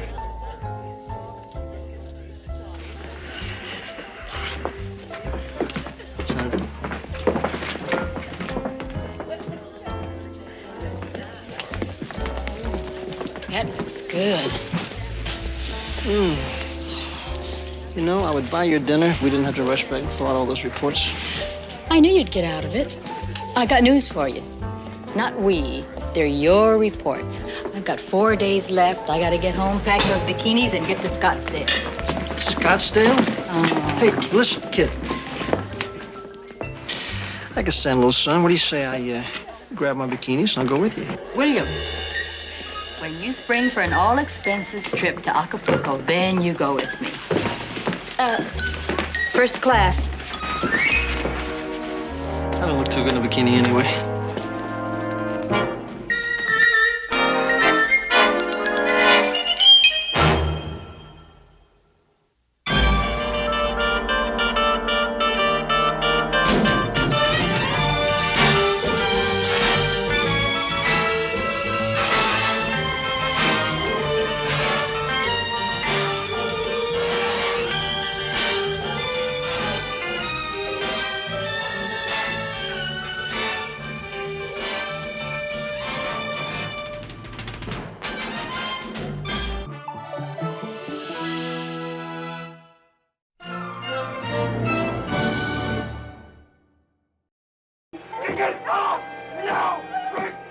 Similarities are strong enough to suggest a pattern. Both made to strip to music and then raped and slashed to death.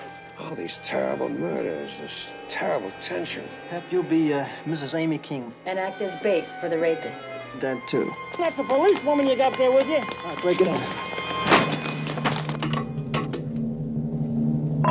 You listen to me, because I got your friend. And I'm in a...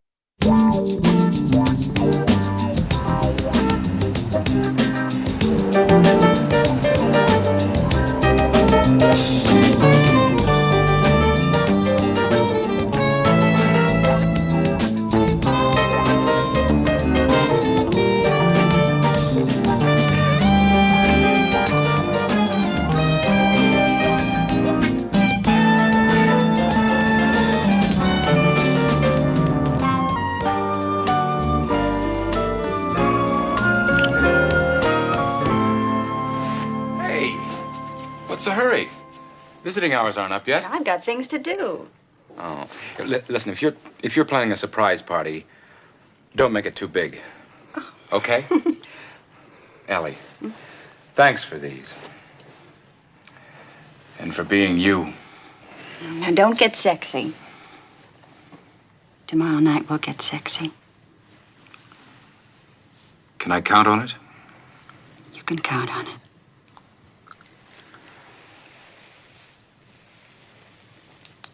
Bye, Anna.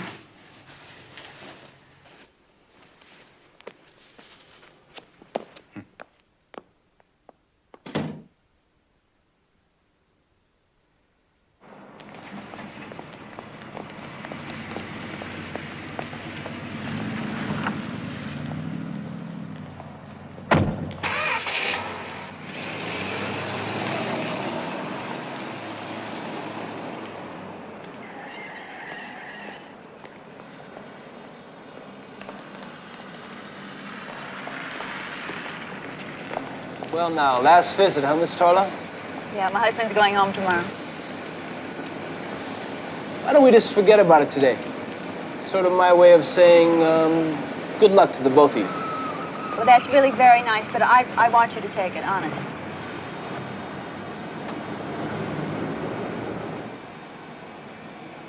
Hey, Miss Tarlow. Have a nice day.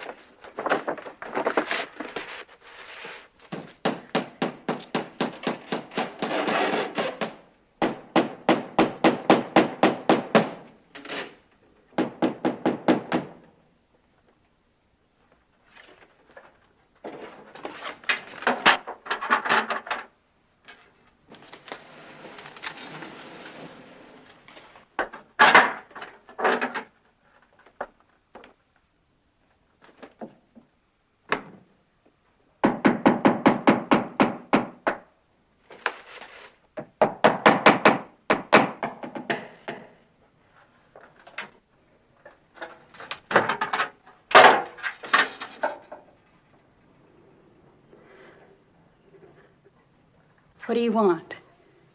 Put down the hammer. Put down the hammer! Drop it! Now!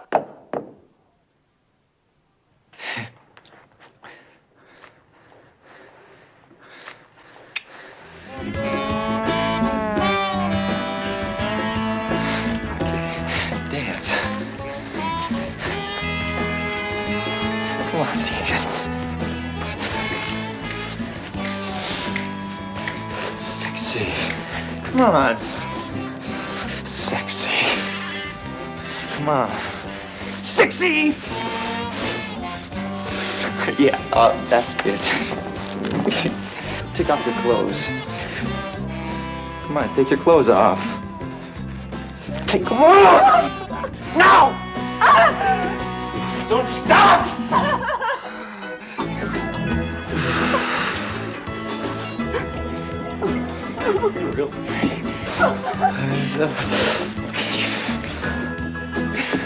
Come on, don't stop. Come on, don't stop. Take them off! These drinks are on me, Dugan. To the end of your bachelor days. Pepper says she's got a surprise for you. She's on her way. There's stuff in the house for the young husband. Hey, Joe, there gotta be worse things than getting married. Hello, Vinny. I'm happy. Yeah, just a minute. Bill, telephone. Crowley, telephone. You gonna play this, Joe? You gonna play this? Was that one of the redheads? I don't believe it. I don't believe it. All right. At ease, gentlemen, at ease. Hey, Hi, Patty, guys. Patty. Hey, Dugan, got something for you. Oh, yeah? To give to Betty.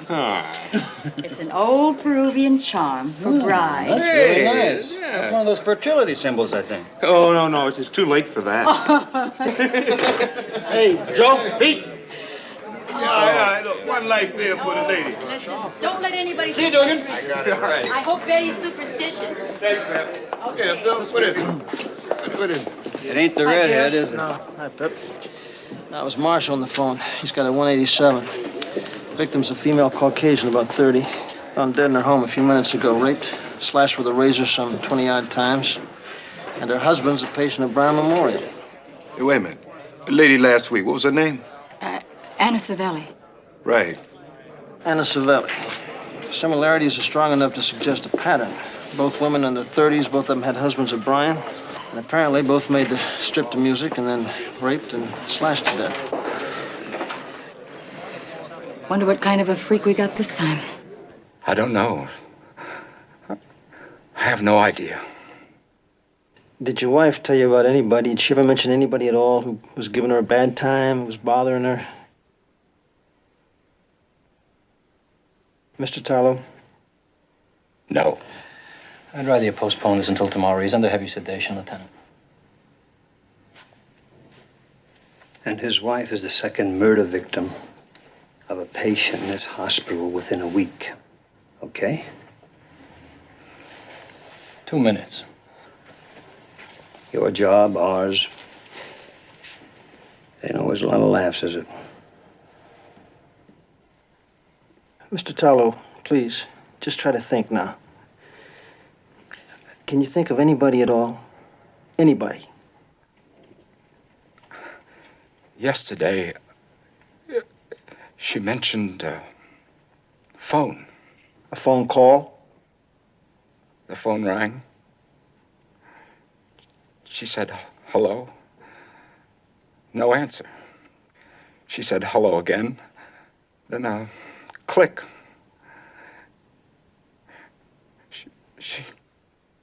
She was upset. I said, Ellie, it happens all the time. Don't worry. Please. Don't worry.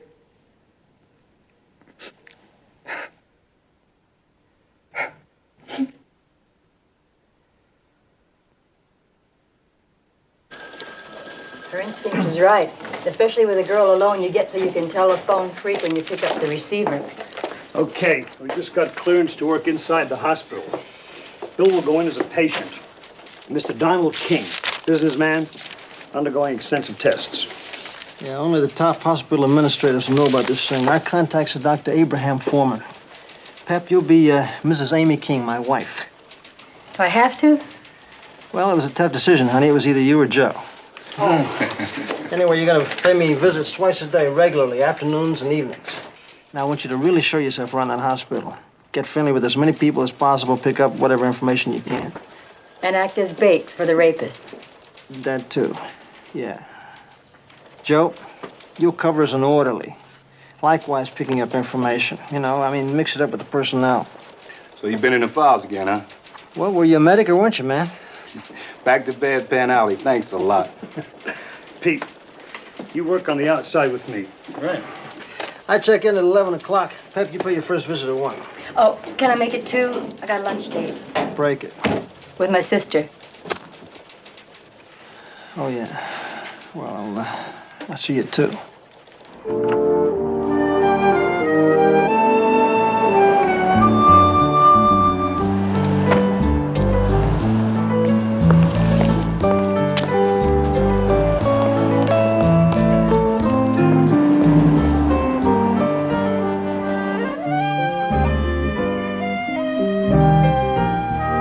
Here you are, Cheryl. Isn't she pretty? She's very, very French, and her name is Monique. What? Your sister is Monique, and you're a boy, Pierrot. I'm very, very sorry, monsieur. What? Oh, no, I'll make sure it never, never happens again.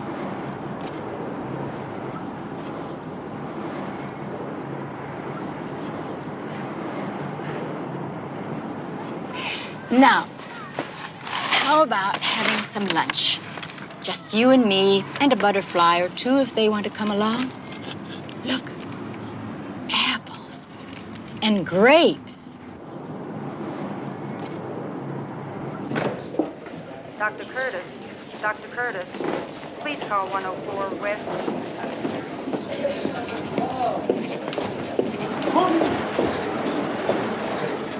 And our job is to make you as comfortable as possible. Well, I Mr. sure King. appreciate it, ladies. Hello. All right, honey, come on in. Hello, darling. This is my wife, Amy. This is Mrs. Wadsworth and Mrs. Bailey. Yes, that's right. You the ladies gave me that pretty. Oh, that's beautiful. Oh, and we have a large collection of paperbacks, Mr. King, and if you ever feel too tired to read, one of our young assistants can come in. Oh, I don't think that'll be necessary. I guess not. My wife thinks I won't be necessary. I brought you the afternoon paper. Oh, second hospital patient's wife found. Just terrible. Did you ladies know this, Mrs. Tarlow? Yes, we did. Yes, and we knew Mrs. Savelli, too. Oh, really? The other young woman whose husband is here. Oh, they're both so young. Mrs. King, I don't mean to frighten you, but you really have to be very careful. Facts are facts, Cheryl. I will. All right, now that's enough of that. You will call on us now, Yes, won't I you? will. Thanks a lot, ladies. Thank you. Please. Nice flowers. Who sent them? I did. They make a very nice couple, don't you think? Yes, but then again... You know, Peggy, how you forget sometimes lock that kitchen door at night. And the patio door. I won't forget anymore, honey, honest. It's not funny, sweetheart. I know it isn't. Give me a kiss. I gotta go. I'll see you tonight after I feed the kids. Okay. Bye. Dr. Escobar, admitting desk, please. How's Cheryl doing? Not too bad. Enjoying our little stay here? I thought I asked for a bedpan. You get gumdrops instead. Oh, yeah? Peppermint? Whorehound. What else you got? You heard anything? Suspects like answer to picnic. You know, you ask around and you find out that every other male employee is a possible rapist, including interns, residents, ambulance drivers, and orderlies. Listen, Pap, down in the lobby, I noticed a bulletin board. Why don't you make up a little card, something like Dachshund for sale, Mrs. Amy King. Put your phone number on it. What a girl won't do for $100 an hour. Listen, you're in criminal conspiracy now, kid. She thinks she's still in vice. Right. Mind if I make it a schnauzer? Just don't make it a police dog.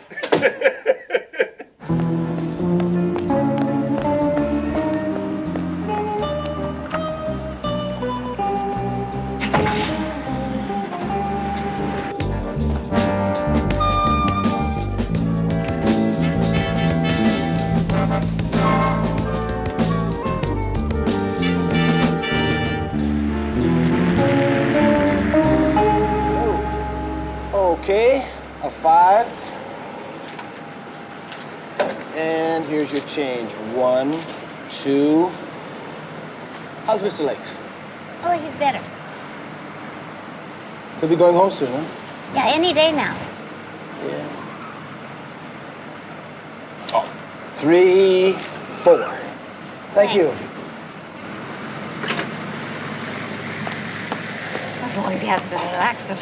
Oh, no, I don't. Oh, hello, ladies. Hello, Mrs. King. Oh, if you're waiting for a cab, maybe I can help you. Oh, no, thank you. My grandson's picking us up. There he is now. There you are. Well. Hi, Grandma. Miss Bailey. Hello there. 2 minutes late. 6 minutes. Mrs. King, this is my grandson, Martin. And How his friend, Shauna Reed. Hi. Mrs. King's husband's on our floor. Oh, good. Hey, can we give you a lift? Oh, no, I have my car. But thanks. Okay. Bye-bye. Bye, Miss King. Well, hop in, kids.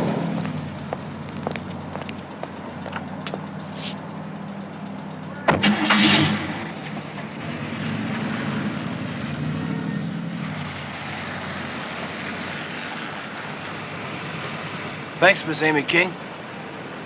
How'd you know? Well, I make it a practice of learning my customer's name. Now, drive careful. I wouldn't want anything to happen to this lovely car. Thank you. Good night. Good night.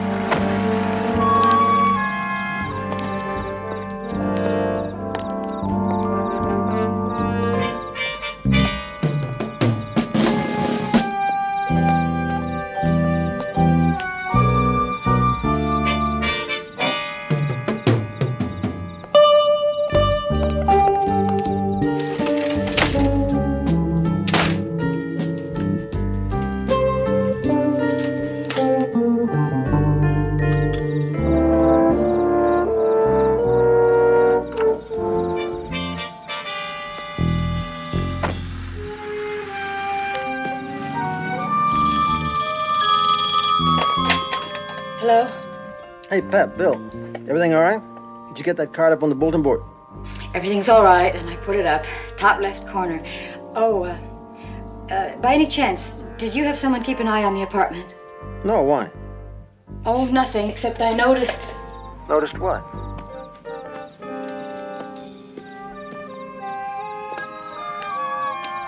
Hey, Pep. You okay? Nothing. Nothing at all. See you in the morning, Bill.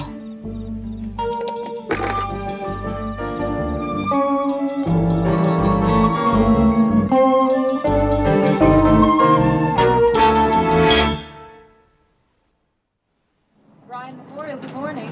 Brian Memorial, Mr. Turman, he's in Thank you. 712. One moment. Brian Memorial, good morning. Brian Memorial. 432 Oh, Dr. Foreman? Brian Memorial, good morning. Yes, I will. Thank you, I'll connect you. Brian Memorial, good morning. Well, now I've heard everything. Would you like your party They want me to go and visit a patient. Let me connect you with Mind the store, girls. Still trying to Come in.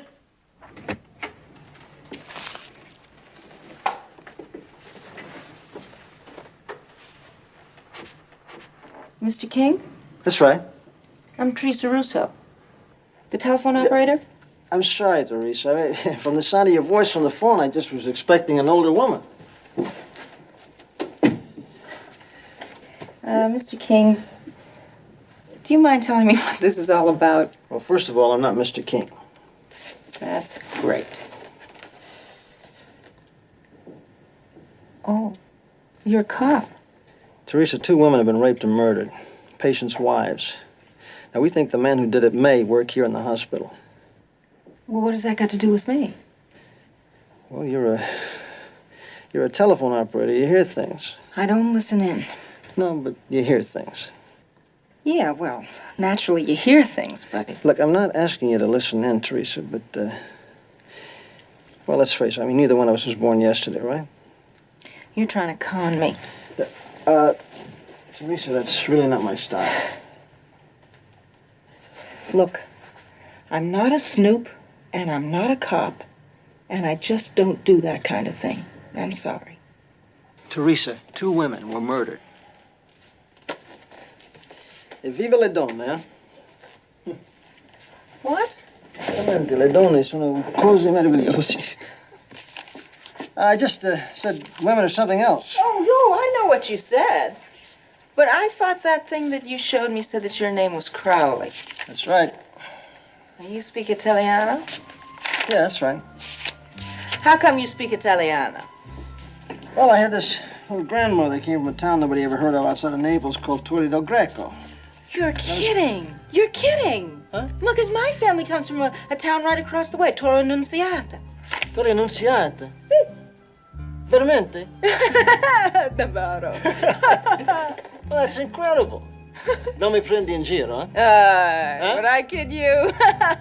Hey, no, you're putting me on. Guarda, piccolo mondo. With those Irish eyes, you're not Italian. Non mi credi che sono italiano. Listen, if you're from Naples, how come you're not singing? Ecco. Quando sorge la luna a mare chiare, ora tremano i pesci d'amore. You know?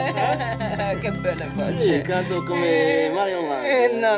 No. You sing like an Irish tenor. No.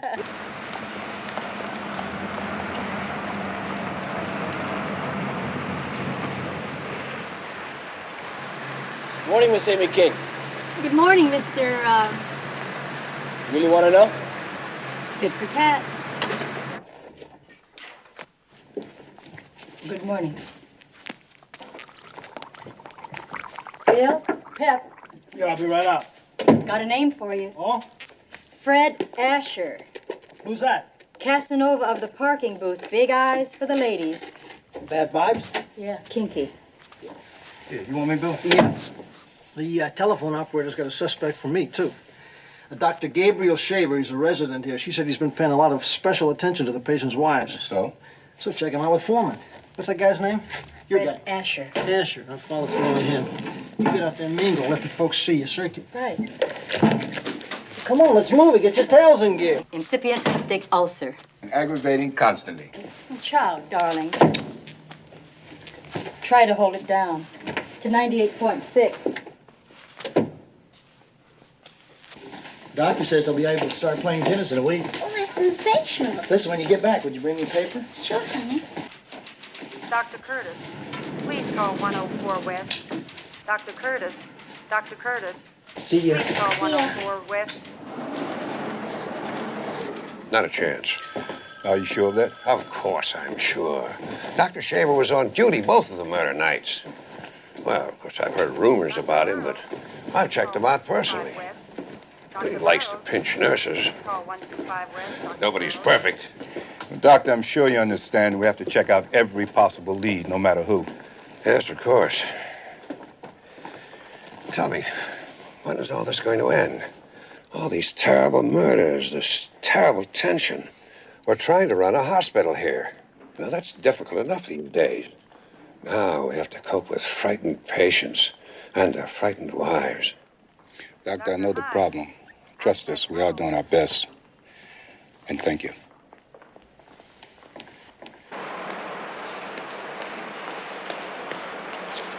Later, Doug.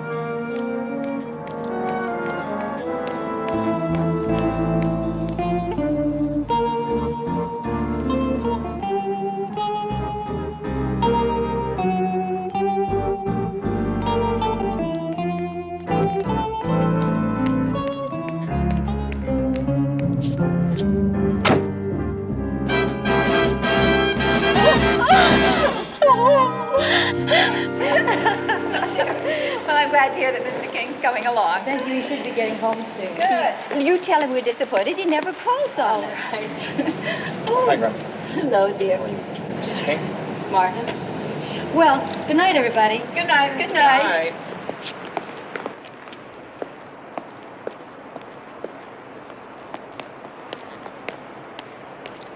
Pepper, we just got a call from Pete. There's been another 187, wife of the guy next door to Bill. It happened out at Forester Park, just off Lake Road.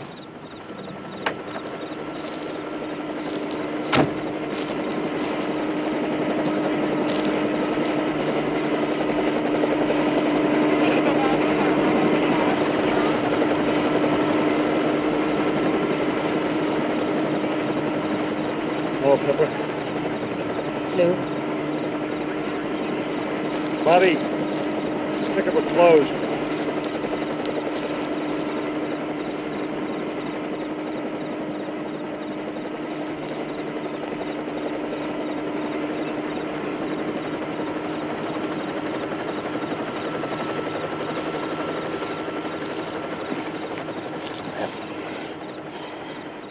Guess he made her strip and dance like the others. Yeah, I'm afraid so, Pep.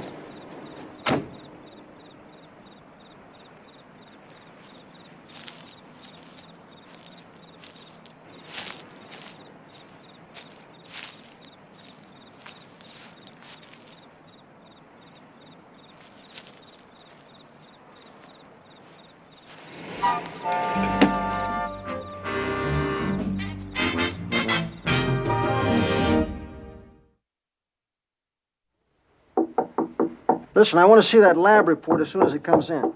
Yeah, who is it? It's me, Teresa. Yeah, come on in, Teresa. There's not a hell of a lot I can do tied to a hospital bed, is there? Yeah, I'll talk to you later. Yeah, what do you got, Teresa? Boy, so awful. Another woman murdered. Her husband, he picks up the phone and he tries to call their children. And he just busts out bawling like a baby. I couldn't even put the call through. Listen. About this guy, this Fred Asher that you mentioned. Yeah, what about him? Well, something's wrong. Like what? Like how you told me how he wrote on his worksheet that he was working here on the night that Mrs. Tarlow was murdered, this Tuesday. Well, I know that he was away from here, at least for a while, because I took a call from him. He wanted to talk to this nurse here. But it just so happens that she wasn't here, because she's off on Tuesdays.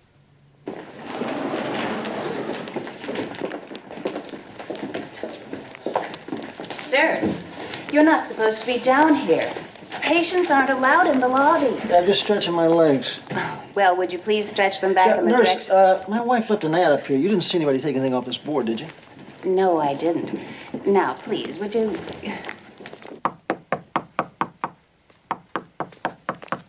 Who is it? Pete and Joe. We barged in on anything? Oh, no. Steve McQueen's upstairs in the shower, but nothing special. Pep, break out the blankets. Huh? Joe and I are spending the night. What's wrong? Well, Bill checked the bulletin board. Your advertisement's missing. He took the bait. We'll see. We checked out Asher, and he was free during the time of all three murders. Mm-hmm. Crowley got anything in mind? Sure does. Asher gets off tomorrow at 3 o'clock. That gives you exactly 5 minutes. Okay, Pep. Get going. And be careful.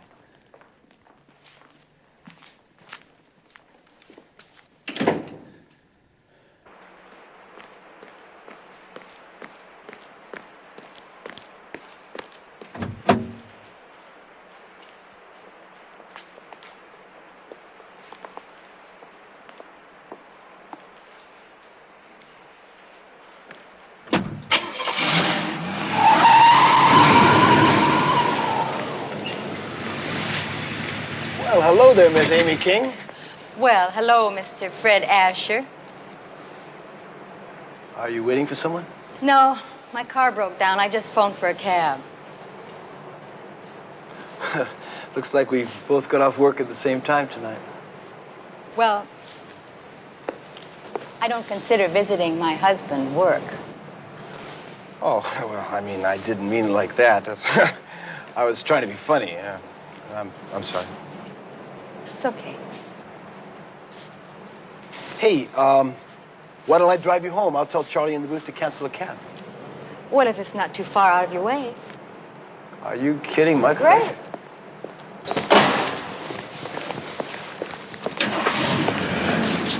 Thank you. Yes, indeed. Tell me something, Amy. Will your husband be getting out of the hospital soon? I hope.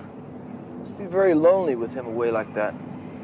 I mean, I live alone, and I know what that feeling's like. Well, Fred, I think it would be more correct to say that I was more lonely before he went in. Yes, right here. It's his job. He travels a lot. It's the most I've seen of him in months. That's the way it goes, I guess. Well, Mr. Fred Asher, I want to thank you very much. My pleasure. Amy, would you like to have dinner? Oh, I couldn't have dinner tonight, but would you like to come in for a cup of coffee? Could you change that to a drink? Here you go. Oh, thank you. Where's yours? Or maybe a little later. This is really a nice place. Thank you. Well, I'm still working on it.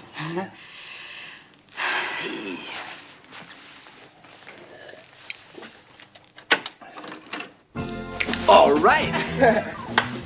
Hey, I bet you never would guess. I won a trophy for this when I was in the Navy. Yeah, USO show. The Fluke, me and this nurse. Hey, baby, dance with me. Come on. No, I don't know. Sure. Ooh, look at you move. Well, all right. Whoops. Ow, nuts. Wrong shoes for dancing. I'll go put on the right ones. Okay? And you make yourself comfortable. I'll be right back.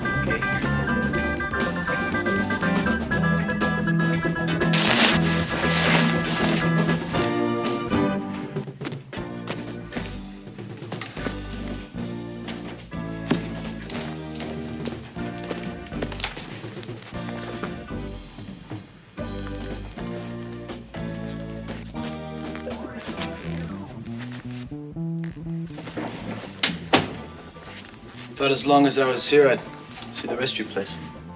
This is it. Your lonely room? Mm-hmm. That's very nice. Pepper. Pepper. That's me. It's my nickname. Pepper.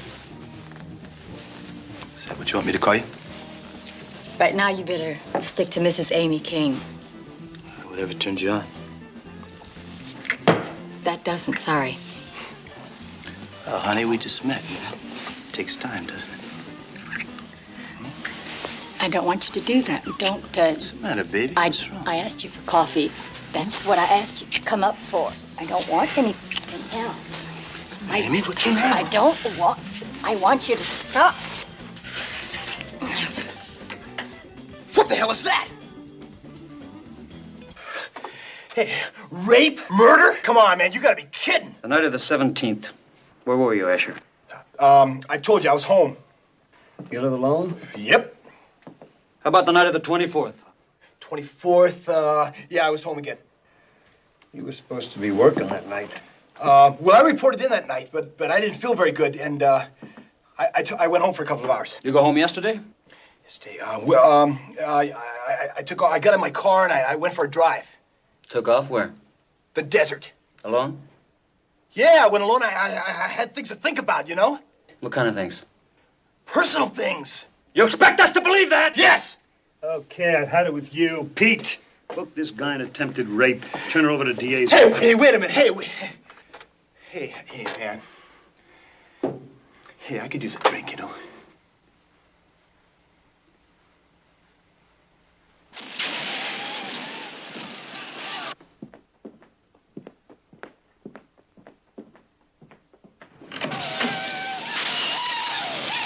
Hey, you get anything? Did Asher roll over? Yeah, Asher rolled over. The wrong way. What do do you mean? Well, he talked, but not about any murders. It seems he's been shacking up with this chick who happens to be married to a surgeon here. So he just didn't want to bring down any heat on him. Confirmed? Confirmed. I'm gonna get some coffee. Anybody want any? I'll take some tea. Okay. Pep, I don't want you leaving the floor without cover. The coffee machine's at the end of the hall. You heard what I said, right? Yes, boss. Dr. Granville, please call the operator, Dr. Granville. Oh, Mrs. King. Yes. May I speak with you for a second? Oh, sure. I was just going for coffee. Well, it's about your advertisement for the Schnauzer, the one my grandson took off the bulletin board. Martin. Yes, you see, he's going back to school in England next month, and the customs are very strict. They quarantine all pets for 6 months before admitting them. Yes, I know. Now, I don't think that'd be fair to Martin or to the animal. I thought I'd talk to him about it, but I'm afraid I would upset him. Not that he gets that way anymore. Being away has helped him enormously with his problem. What kind of problem?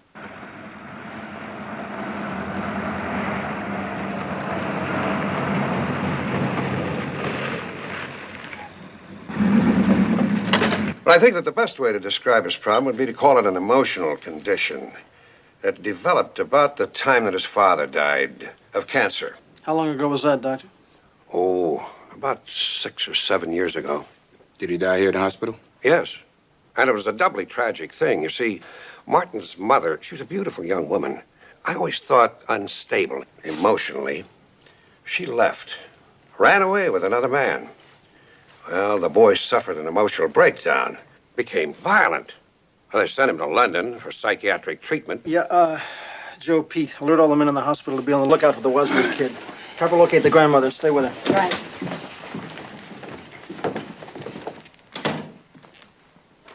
Dr. Ward, 561.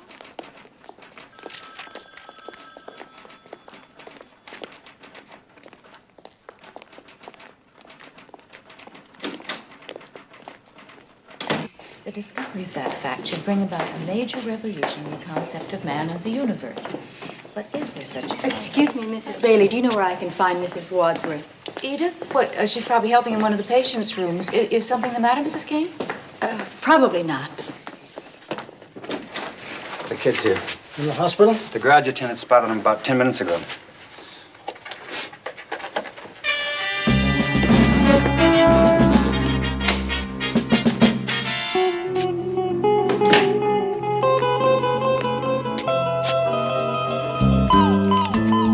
Dr. Ward, 561 Westway. Dr. Ward.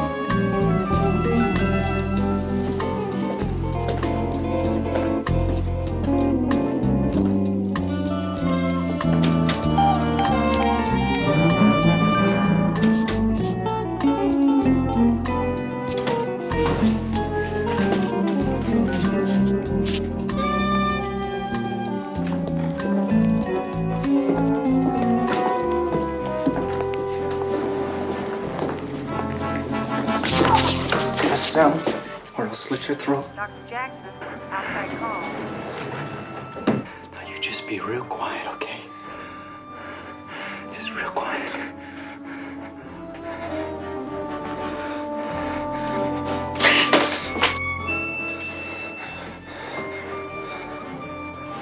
Now remember,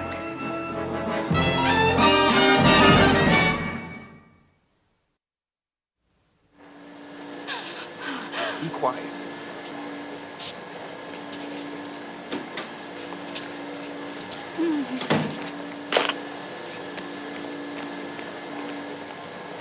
I don't think the night watchman will mind if we use his pad. He doesn't come in till 6. What do you want? What do you think, tramp? Oh! Like music. I like music very much.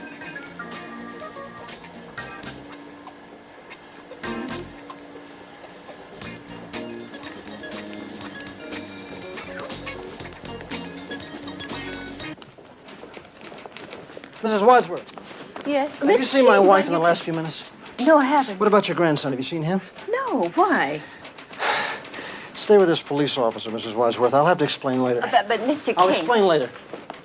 I've been watching you for the past few days. Did he know that? Keeping an eye on you? Good little wife comes to visit her ailing husband. But all the time managing to leave the room to wander in the hallways. Eyes roving. Eyes roaming all over the place, smiling at everybody. Even smiling at me. You dig that, don't you? Turning guys on like that. Yeah. Well, your husband may not know it, but I do. And you want to know something else I know? I know that you're filth. And you're rotten. And I'm going to make you pay for it. Did you kill those women? Why, Martin? Why'd you do that? I don't know. I don't know. My old buddy, the English shrink, would probably say I was getting back at my mother. He used to blame everything on my mother. I'm gonna be gone in a little while, Martin. But Dad's dying! Just a little while.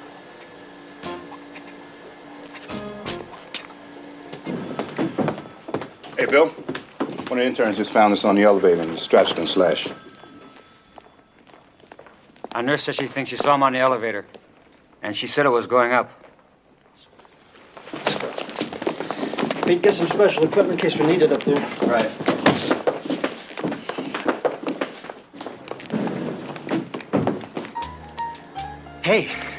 Hey, that's a sexy beat, isn't it? You want to dance? Come on, let's dance, okay?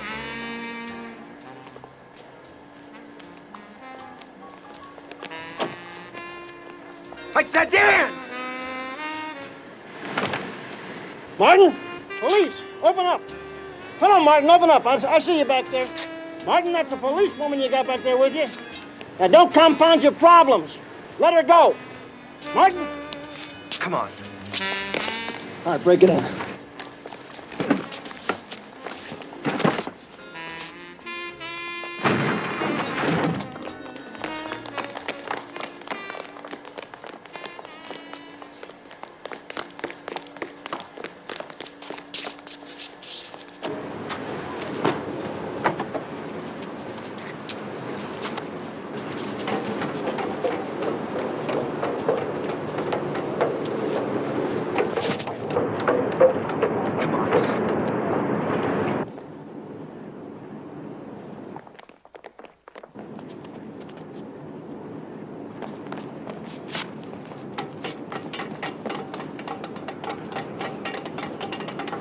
Get out of here! You stay off this roof or I'll slit her throat! Okay, Martin. Okay, we'll get off the roof. But you can't escape from up here, son. I'll tell you what. You let her go, and I promise you, you won't get hurt. No! You listen to me! Because I got your friend! And if you don't, I'm gonna kill her! Okay, I'm listening. I want you to get a car for me. And I want you creeps to keep your hands off of me until I get in that car and get out of here, you understand? Because if you don't, then you're not getting your lady friend back in one piece. You know we can't do that, Martin. You got to, or I'm gonna kill her. No deal, son. Yeah? Well, you ask this lady here what she thinks about that. About what her friends think about her. Huh? Huh? What do you think about that, lady, huh? No deals.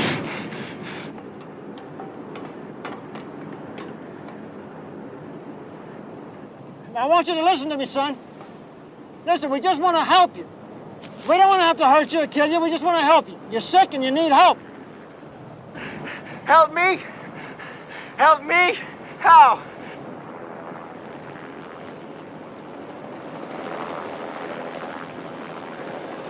Okay. First, I want you to let her go, Martin. Real easy and unhurt. No! And then, Martin, I want you to drop that razor and walk over here to me. And I promise you, son, I promise you, I'll get you to a doctor or a hospital or someplace. But I'll get you someplace that's going to get you some help. I don't want any more help! But you need it, Martin. Now, you think about what I just said. Think about your grandmother, son. Think how she must feel knowing that you're up here doing what you're doing. I mean, you love your grandmother, don't you? Don't you? You get that thing out of here! Get it out of here! You get it out of here! Or I'm gonna jump off this roof and I'm taking her with me!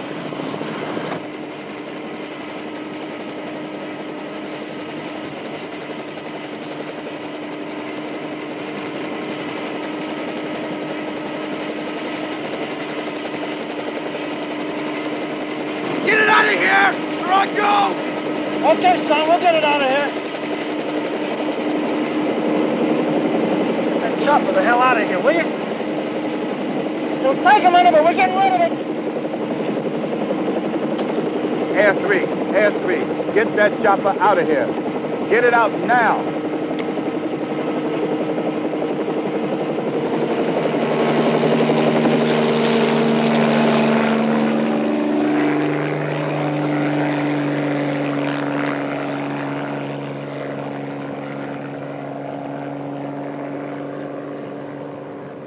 Okay, Martin, we got rid of it for you. Now, are you gonna let me out of here? Or am I going over this roof, huh?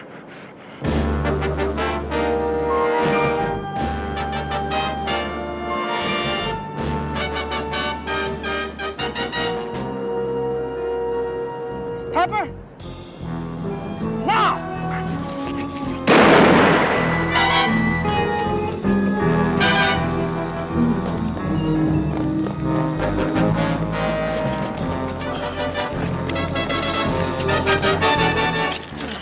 You all right, kid? Yeah. I guess.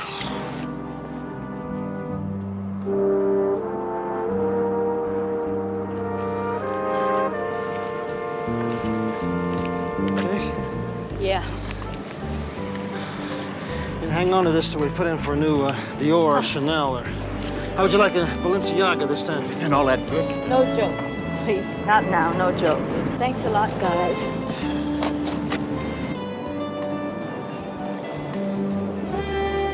It's been a tough day, huh, kid?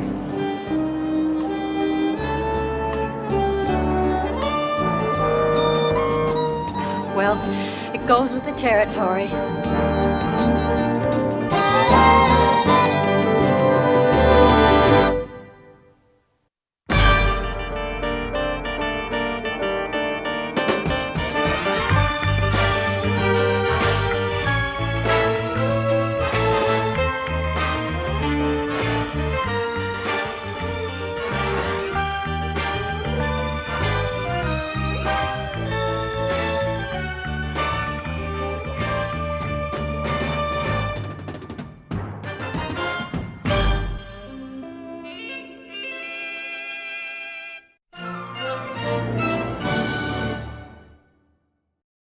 Captain says you think it could be blackmail or extortion. Yeah, well, we don't have any evidence yet, but Pepper has a lead that may be valuable.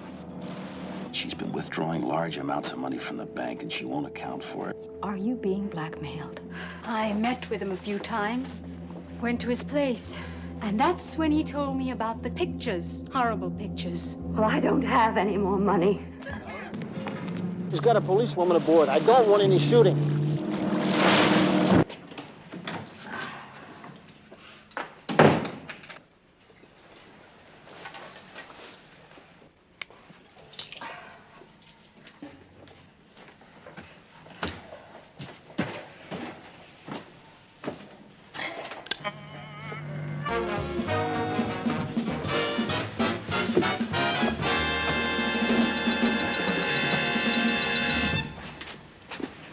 If that last number didn't wake you up, I just got a call from a chick. At least I think it was a chick. Either that or it's a guy with a problem. Anyway, this person said to me that it's not true that men are physically superior to women. And proof of that is the fact that the greatest warriors in the history of warfare were women, the Amazons, who defeated every army of males they ever came up against until they got pregnant. Ha ha. Hey, you know, I just got an idea. Really, Very if I were a criminal, I'd use it, but I'm passing it along to any criminals who may be listening, free of charge. The next time you're caught by a policeman, and it happens to be a lady cop, don't let them intimidate you. Treat them as if they were Amazons, and act accordingly. Any of you fellas out there listening, like to give me a call, let me know what you think of my idea? Put you on the air, just give me a call here at 555-4321. Thanks. By the way, if there are any lady cops listening, just give me a call. I'll put you on the air too, fellas. You. Yeah, that's 555-4321. You certainly will. Women's lib. But I love women in their place. Or mine, whichever happens to be handier. Yeah, just give me a call right now. Hey, must be getting to somebody. Larry Brooks, talk to me. My name is Anderson. Sergeant Pepper Anderson. I'm a policewoman. Hey, you're kidding me. You're putting a cop? You put me on. I can't believe that a grown man can really believe the nonsense you've been spouting, especially about policewomen. And if you think it's funny, I think you better get a new joke book. Come on, Sergeant. Where's your sense of humor? Look, I'm the first to admit that women are not only equal to men, they're superior in many ways. But coping with violent criminals isn't one of them. It certainly is. How much time do I have? You got 2 minutes, Sergeant Pepper. Hey, Sergeant Pepper, that's cute. Not as cute as what I'm going to tell you. Hey, you really told that creep off last night. Good work. No, did you hear that? Sure, I thought you did just great. I don't know what got into me. Hi, Pep, fellas. you did great. Morning, Pepper. Wait, you mean you heard it too? Listens. But we did hear about it. Oh, well, I gotta admit, it did give me a bit of pleasure telling off that creep. Larry Brooks. Gee, I'm sorry I missed it. There you go. What's this? Larry Creep phoned in. Want you to call him back. You're kidding.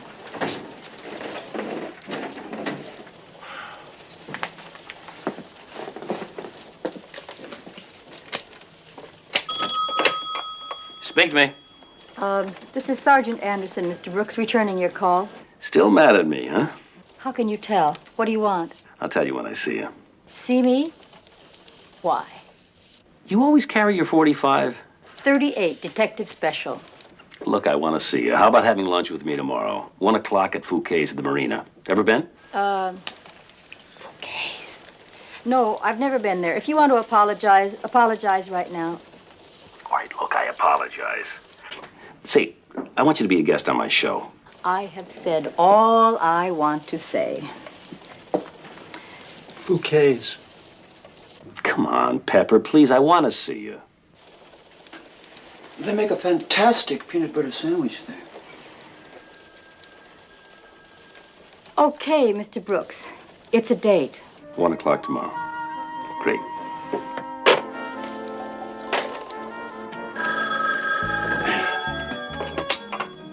Mr. Brooks, he's just been fired. Can I help you? His bank? Oh, he's just been promoted. Yeah, if you're worried about that loan. How are you, Mr. D'Angelo? My wife's account? Yeah, you're right. Yes, I would call that substantial. Oh, sure. Go ahead and pay it. Yeah, I'll straighten it out when I get home tonight. Yeah. Thanks for calling, Miss D'Angelo. Bye-bye. What are you doing? Bank called me this afternoon. They said you were overdrawn, and no wonder. What are all these $500 checks for? What $500 checks? Household expenses. Well, then I guess that's what they're for, household expenses. What household expenses? All kinds of things like groceries, furniture, clothing, inflation. Don't get funny. Oh, I'm sorry, Larry, I forgot. That's your department, with everybody else but me. Look, you've got charge accounts and credit cards to handle household expenses. I want to know what this unaccountable $500 is for. It's not just once. It's every week for the past 3 months, right on the dot. So what? You can afford it. Ever since you've been in the big money, that's all you're interested in, money. This is the first interest you've shown in me in a couple of years. And that's because I'm spending too much money. Look, I worked damn hard to make it. I think I got a right to know where it's going out to. What are these gambling debts? You horning coke? Yes. Yes! And anything else you can think of. Now are you satisfied? Now that you know where your rotten, filthy, stinking, precious money goes?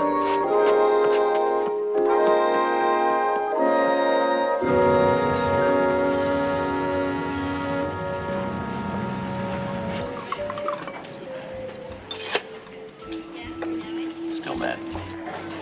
How could I be? Thanks. Look, I need to keep this a strictly business luncheon, so I gotta ask you again. Now look, I made a fool of myself one time. That was my one consecutive appearance, and that's it, okay? Okay. Business aside, why don't you take the afternoon off? Come on, I got a boat. We can relax for an hour. Sorry.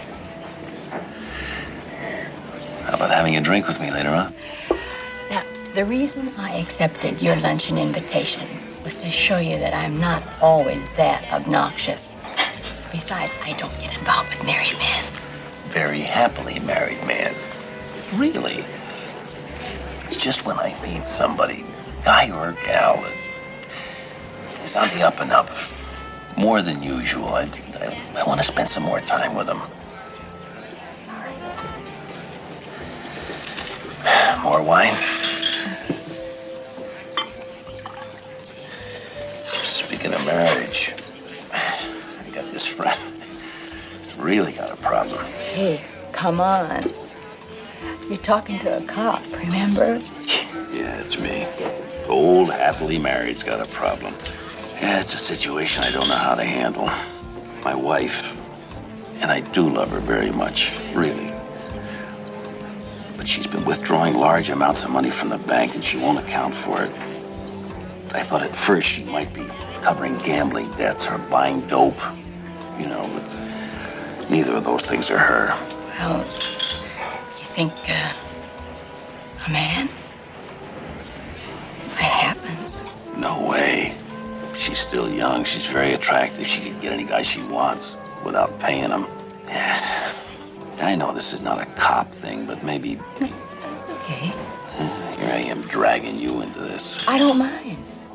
Well, maybe if you could suggest a private detective, somebody that you respect. Yeah, there's a Lou Merritt.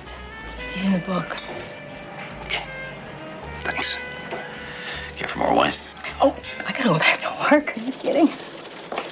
Oh, how'd it go? Lunch. Oh, I'm sorry I'm a little late. It's all right. How'd it go?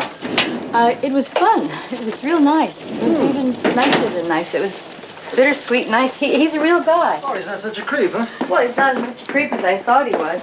We started out with shrimp ramen. Yummy. We had white wine, and it was really great. Why don't you tell me about it on the way? Where are we going? The morgue.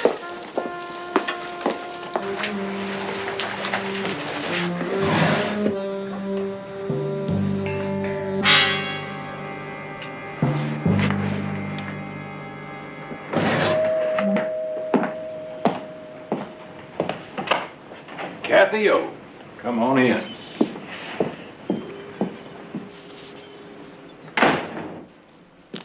How about a drink? No. What's wrong? I still mix them like you like. I said it. No. Now, I know this isn't Buckingham Palace, but I kind of like to know when someone's going to drop by. I have a friend coming in a few minutes. Another lady friend you're planning to blackmail? Kathy, I don't mind telling you, you're kind of special to me. And I wouldn't mind seeing you again tomorrow. Tomorrow?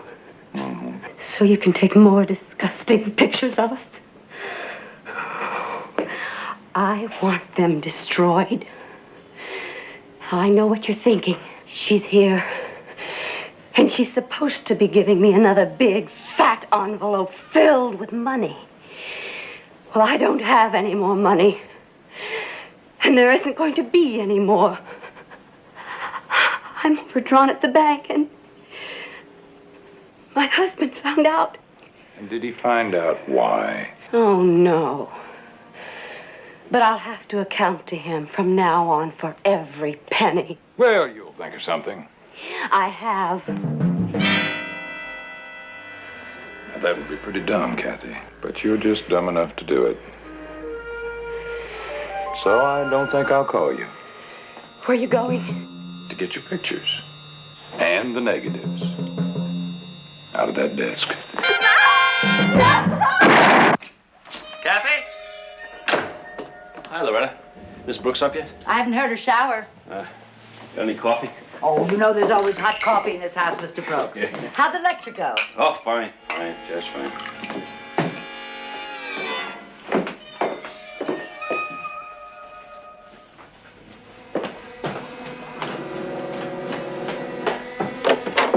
Kathy?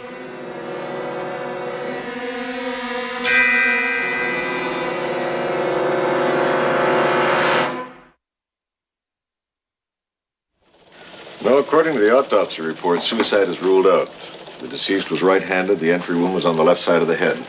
Well, I tell you something. Somebody sure as hell wanted to make it look like suicide because the report indicated that there were powder burns at the entry wound. That's right. Anything else, Brett? Yeah. Shoe prints. We found a few in the garden. But not Brooks's. No, and not the gardener's. Captain says you think it could be blackmail or extortion. Yeah, well, we don't have any evidence yet, but Pepper here has a lead that may be valuable. Could save us a lot of time. Well, good luck. Thanks, Frank. All right. Why don't you just go pay your lunch date a visit? Nothing points to him. Go pay him a visit anyway.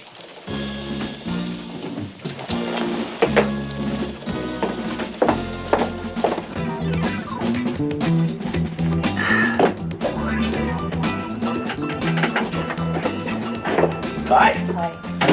Thanks for stopping by. I'm sorry about what happened. Yeah.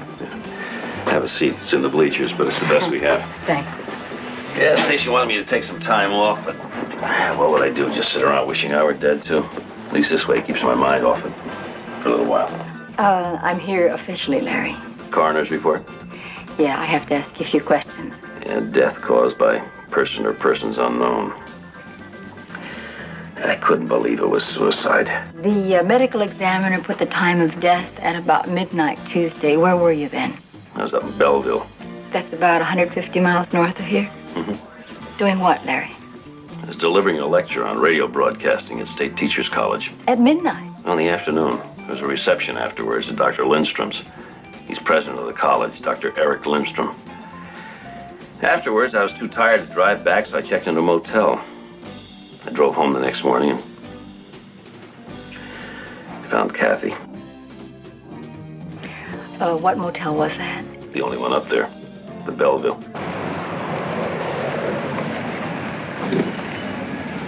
Look, I'm gonna go over to the campus and see what's happening. I'll pick you back up here later. Don't forget to write.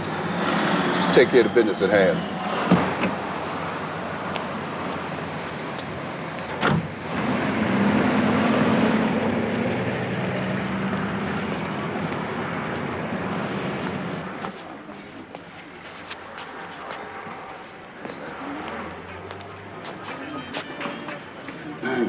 Hello. We're filled up. Too bad. You're cute. Oh, thank you. Then my mama was right. Are you postgraduate? Police Academy. Look, man, we're clean. Yes, I know. Don't worry. That's not why I'm here. Oh, well, in that case, if you want a room for a couple of hours, I can arrange that. I'll even give you a rate. I'll bet you could. Do you know Larry Brooks? The DJ, sure. He was in here last week. He's also cute. Tuesday night? Somebody told you. Do you definitely remember seeing him here that night? Oh, yeah, I saw him go to his room. Alone. He said all he wanted to do was sleep. What time was that? Early, 9 o'clock. When was the next time you saw him? When he left in the morning. Did he receive any calls during the night or make any? No. I mean, are you sure? Could he have gotten up during the night and split without you knowing it? Why would he do that? Sure, I could have driven back between 9 and midnight. Murdered Kathy. Still had plenty of time to drive back to the motel, check out in the morning with a perfect alibi. But why? That's what we're trying to find out. I need a cup of coffee. Anybody else? Black. No thanks. Look, Sergeant, I love my wife. I know I have no way of proving that, but I really did. People kill people every day, Mr. Brooks. People who love the people they kill. Isn't that strange? Larry, did you ever find out why your wife wrote all those checks? No. No, I never got around to it. Do you have any idea who might have wanted to kill her? No? Was she involved with another man? It's hard to believe. If there was another man, do you have any idea at all who it might have been? No. I have to ask you this. Were you or are you involved with another woman or women? No. But you took me out to lunch and asked me to have a drink with you later. Yeah, it was a guy who was teed off with his wife. I was feeling sorry for myself. Just wanted to be with somebody. For a while, that's all. And the fact of the matter is, Sergeant, Kathy and I hadn't been getting on too well lately. I was spending a lot of time at work. We were growing apart. Yeah, it was my fault, but that's the way it was. The gals that she shops with, lunches with, golfs with, they saw more of her than I did the past year or so. Oh, nice place. Are you ready for some girl talk, Sergeant? Yes, that's why I'm here. We have a table over here. First of all, this place helps to relieve the monotony, if you know what I mean. You can sit in the middle. No. What monotony? Well, the kind of monotony of being the wife of a very VP type. Drink? No, thank you. William, the usual? Me too. Oh, could I have a glass of water? He's never around when you need him. With mine, change that to never around, period. And you're married? Oh, no, I'm not married. And you work? I've thought of taking a job, anything. But my husband would have a fit image and all that. So I spend most of my time making sure that the freezer's full up and maid knows what to prepare for dinner. Shopping. But then how much can a girl shop? Right. So we come here to unbore, you could say. Believe me, some of the jocks around here aren't half bad. Yes, so I noticed. However, I came to talk about Kathy Brooks. Oh, Kathy. Well, in a nutshell, some of us play around. But Kathy didn't. A round of golf was more like it for her. She wasn't involved with anyone? Kathy? No. I would have said so, too, up until about a week ago. Well, what happened about a week ago? Well, now, I don't know if this will mean anything to you, but I was at her house when she received this phone call from someone she addressed as Dennis. Well, she cut it short, saying that she couldn't talk and that she'd call him back later. When she hung up, I was my usual nosy self, and I asked her, hey, who's Dennis? What'd she say? She said it was somebody from the radio station calling for her husband. No. Dennis? No, Dennis works here. And your wife? She never mentioned anyone with that name? My wife's cousin, Dennis Farrell. He's with the State Department in Italy with his wife and 2 kids. He's there now? Oh, we got a letter from the other day. He's on his way to Switzerland for a couple of weeks. Mm-hmm. Pepper. Yeah? Thanks.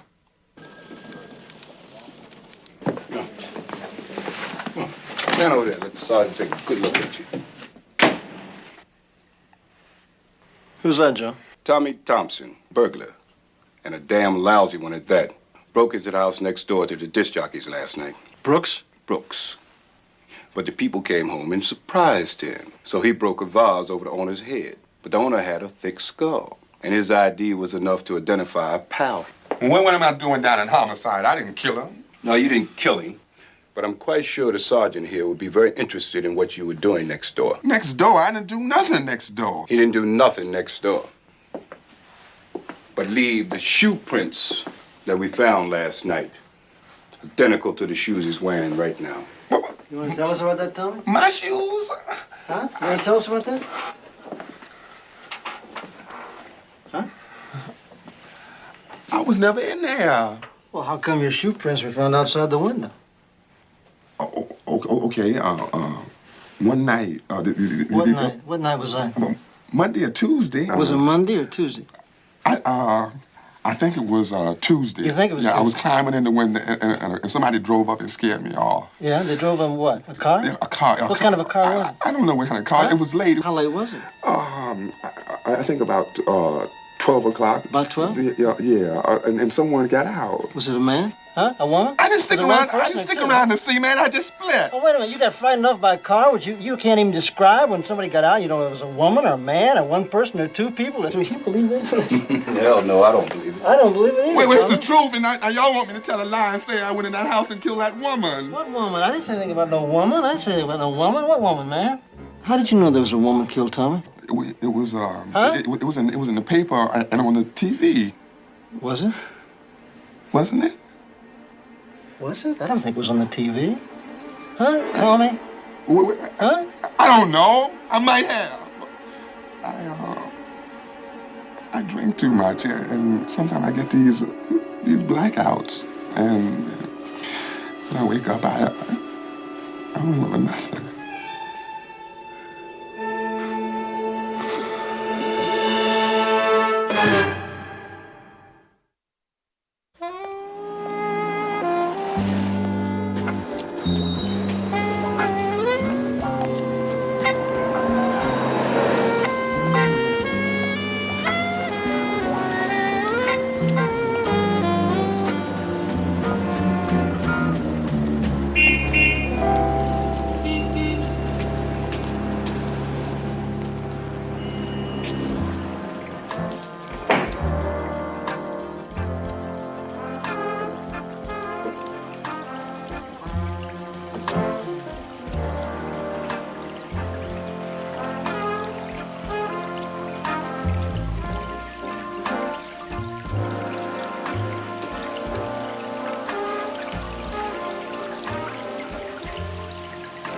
You looking for work? Oh, no, I have a job. I'm a police officer. And I've got a license, so? Are you Tina Thompson? Yes. I need some information about your husband. Oh, that bum. Greetings, Mr. G. Haven't seen you for a couple of days. Dinah available, Tina? No, she's kind of tied up right now, Mr. G. But what about Patty? You'd like her. She's got fingers like feathers, but firm, you know. Is she available? No, she's not. Okay, let's give Patty a try. You won't be sorry that you did. She's in tent number 4. Thank you.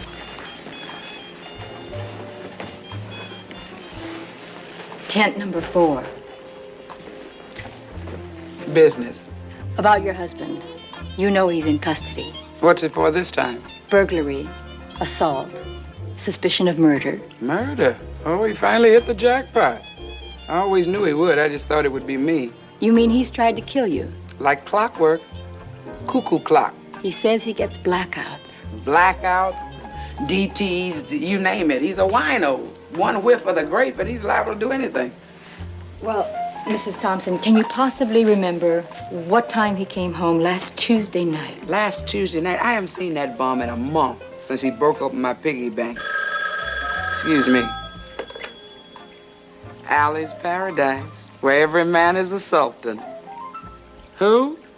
No, there's no Pepper Anderson working here. Well, not under that name. That's me. Oh.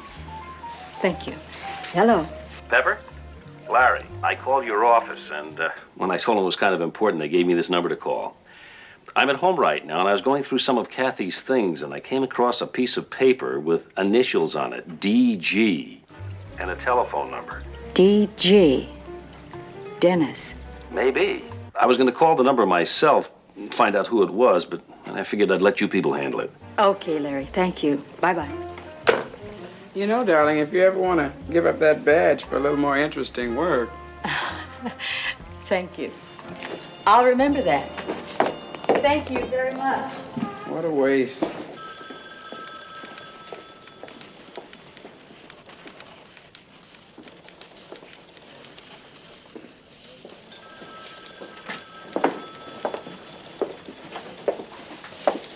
Morning, Pep. 2 things. First, Tommy Thompson withdrew his confession at 4 a.m. He said his memory just came back to him and he didn't do it. You believe him? Well, I don't believe anything till I have to. The other thing is, That phone number Brooks gave you. We checked it out. That's the address right there. How do you feel? Great. What made you ask? The marina. Oh, we ran a quick make on him. He's a management consultant doing business out of the marina address, which is also his residence, which is also where he keeps a big boat, on which he does a lot of entertaining, mostly female. Has he got a record? A few traffic violations. In fact, he's a guy with nothing on him except apparently enough bread to swing like a king. Is there a law against that? Depends on how he gets it. For now, what I'd like to know is how and why Kathy Brooks had his phone number. Didn't you say something about Brooks having a boat? Aren't you ever going to drink that? No, I just like to watch it fizz. Yes, sir.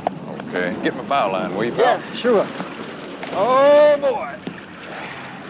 Here we go.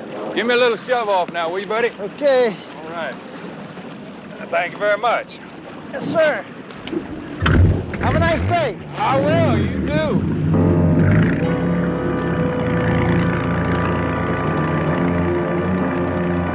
Go get him, Tiger.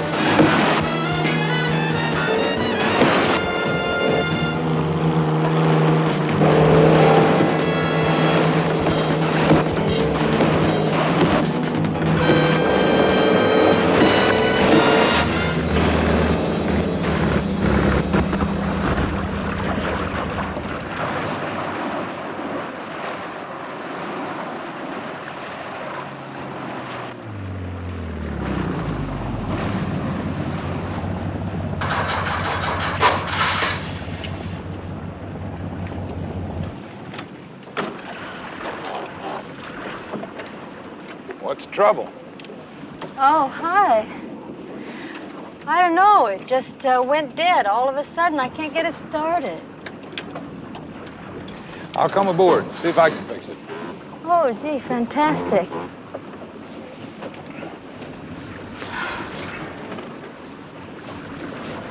Now, don't look so worried. Whatever it is, I can fix it. You know, it just looks so complicated. All those nuts and bolts. Dennis Graham. Eve Marshall. Miss or Ms.? Mrs.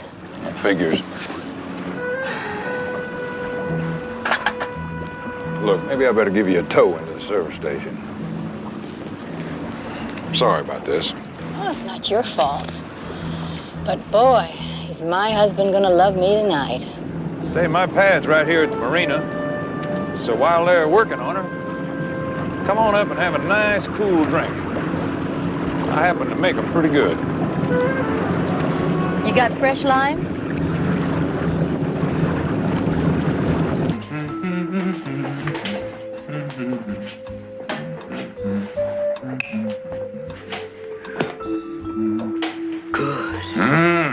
Ooh, that's good. Good for you, too. Helps drive away the blues. Oh, that's great.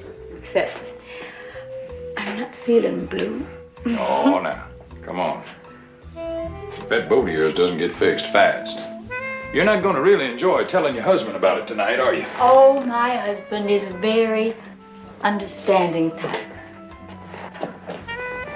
Now say that again. And this time, look at my face when you say it. He's okay. And anyway, I don't want to talk about it. Why not, Eve? Well, because we have our troubles like everybody else, and he has a bad heart, and it makes me feel guilty. Okay, so let's not talk about him.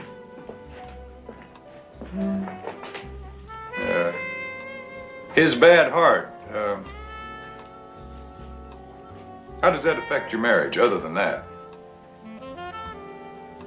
That is a very personal question. I hope it doesn't get an answer. Why don't we talk about you? Ah, my favorite subject. Aside from being modest, what are your other qualities? Well, I make a good drink. And I guess you could say I enjoy my work. I'm a management consultant, among other things. Meaning? I'm also a connoisseur of good wine and beautiful women. Since I've just stocked my cellar. What's up there? My bedroom. You want to see it? I'll give you the grand tour of my palazzo here. I'll just get us another one of these. Would you get that for me, Eve? Hello? Is this Dennis Graham's apartment? Yes, it is. Oh,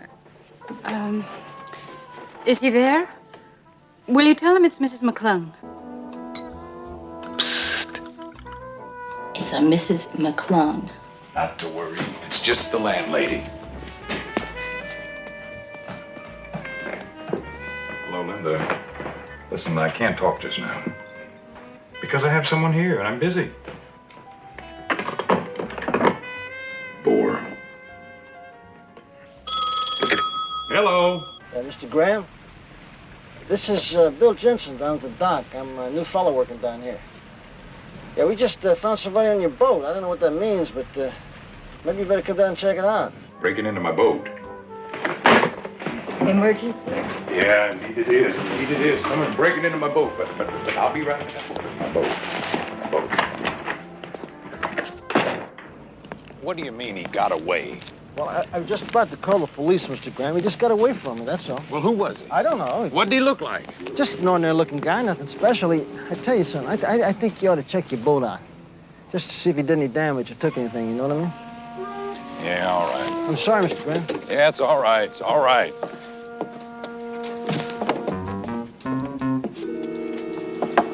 Dennis? Yeah? Dennis, I just called home. There's an emergency. I gotta get back. But, I took down your number. I'll phone you. I mean that. Okay. Did you get anything? He's a charmer, that old fox. Thank you. Hello. Mrs. McClung, I'm Sergeant Crowley. This is Sergeant Anderson. How do you do? Won't you sit down? Thank you.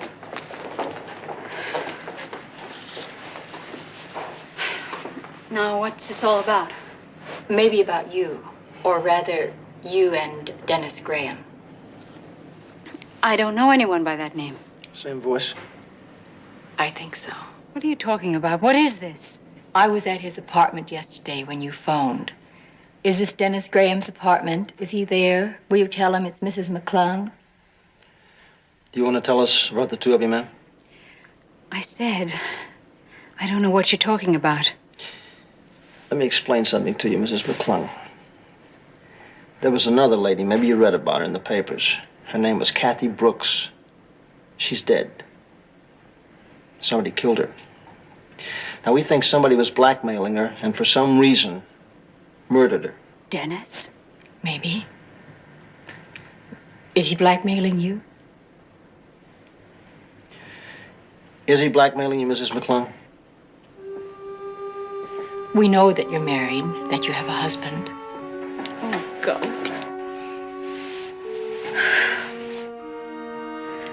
We've had our bad moments, but they're gone, past. I didn't know how much I loved him, and till this happened. And he loves me. And if he ever finds... Believe me, we will do everything we can to keep him from finding out. Now, we know courage is an easy word to say, but not always so easy to come by. But for your sake, for the sake of who knows how many other women, won't you please tell us? Are you being blackmailed? I met with him a few times. Went to his place. And that's when he told me about the camera he has in his bedroom. And he showed me the pictures. Horrible pictures. When are you supposed to see him again? As soon as I have the money for the next payment. You want to call him now and arrange it? Please.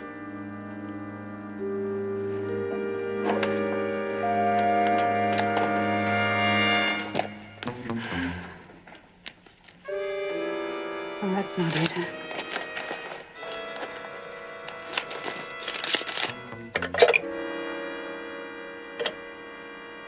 If he really killed that woman, and I make a slip, what if he tries to do something to me? We'll be there. You know, it's funny, but if this works out, I think I'm going to feel a lot better about everything.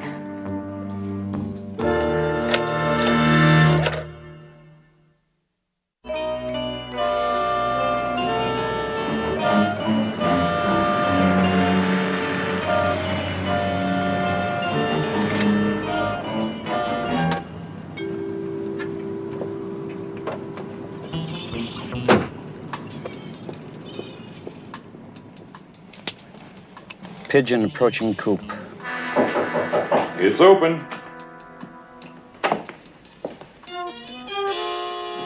Hello, Linda. You're early.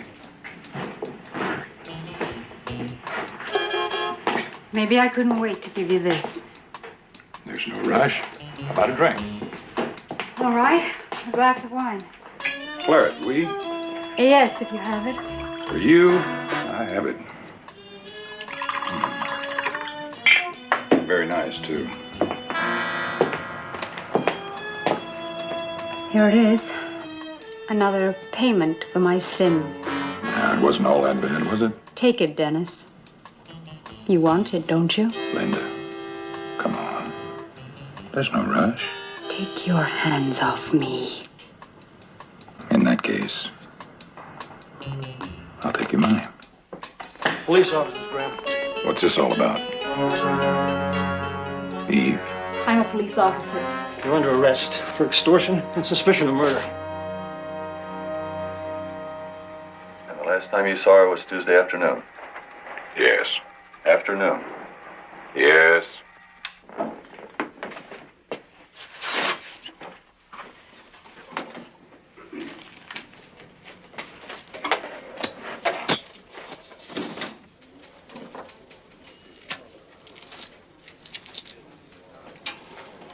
Thanks, Walt.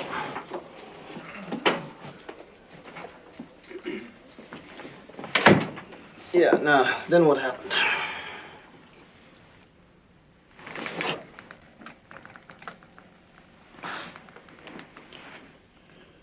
So I asked her if she'd like a drink. She said no. So I said, okay. I had this date coming by in a little while. Yeah, go ahead. And then she took out this gun. And I grabbed a hold of her. And the gun went off. The bullet must have gone out the door onto the balcony, because later on I looked around on all the walls and I couldn't find any holes.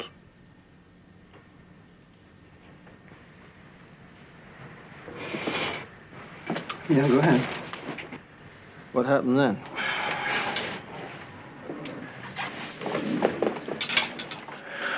And I slapped her.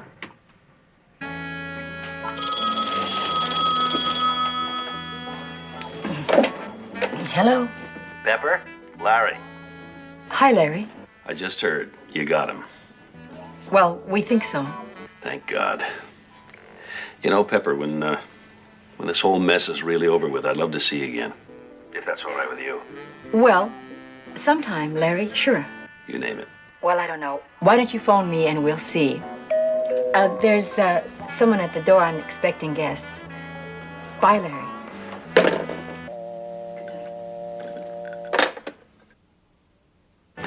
How'd it go with Graham? The show's truthful, damn it. Well, you know, in a way, I'm not surprised. Oh, really? Is that your woman's intuition again? Oh, Not out of scotch, right? no, it's behind the bourbon. Well, that brings us back to your friend. Yeah, Larry Brooks. Yeah, the more I think about it, Hank, the more I think he just could have been the guy in the car the other night. Scared Thompson off. You don't agree? No. Something Linda McClung said when she was looking for Graham's phone number. Remember, she opened her address book and said, no, that's not it. And then she got it off a piece of paper. Yeah? It's just a hunch. Your woman's intuition again? Don't knock it. You do play the percentages, don't you? You know a better way? Who you calling? Linda McClung. And then maybe Mr. Brooks. He just asked me for a date. We'll order later, Raoul. Comme vous voulez, Monsieur Brooks. Well, if I knew how to say it in French, I'd tell you how glad I am to change your mind. I'm a woman. So I've noticed. A toast to the police department. Told you we'd try our best. Well, the lead I gave you really paid off, didn't it? Lead? Graham's phone number. Oh, yeah. Yeah, it did pay off. Where'd you find it, Larry? And Kathy's things. I was going through one of her old purses and it was shoved in behind some charge accounts. Didn't I tell you that? Guess I never asked. Shows how careless cops can be sometimes. Yeah, what do you mean? Well, homicide usually goes over things very carefully, like purses, very thoroughly. Yeah, well, this is one they missed. Yeah, they sure did. Explain something to me, Larry. Uh-huh. My partners and I, we did some checking with a woman, another victim of Graham's, and with the phone company. What we found out was the number you gave us, Graham's number, that was a new number. It was changed 2 days after your wife's murder. You got that number from information, and you knew about the blackmail. You wanted us to know that Graham had a motive. But Graham didn't kill her. You did. Just leave it there. Don't try anything. I have friends. And there's a mic in there, too. They've heard everything.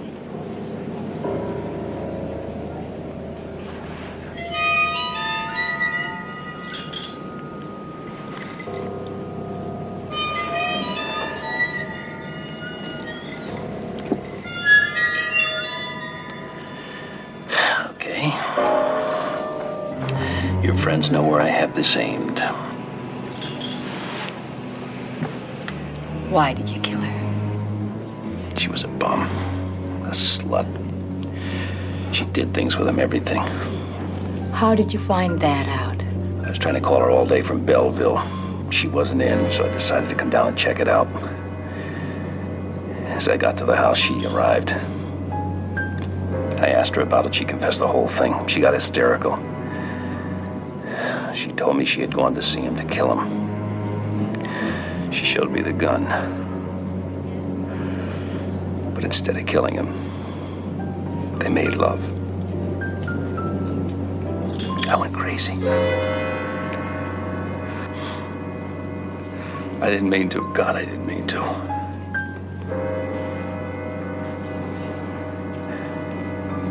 Get up. Get up.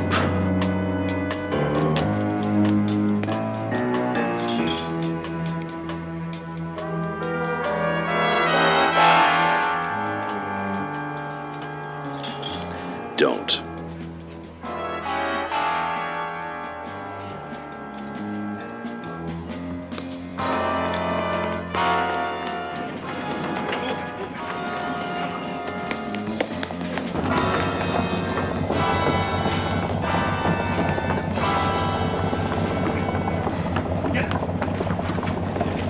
Get out of here! She gets it!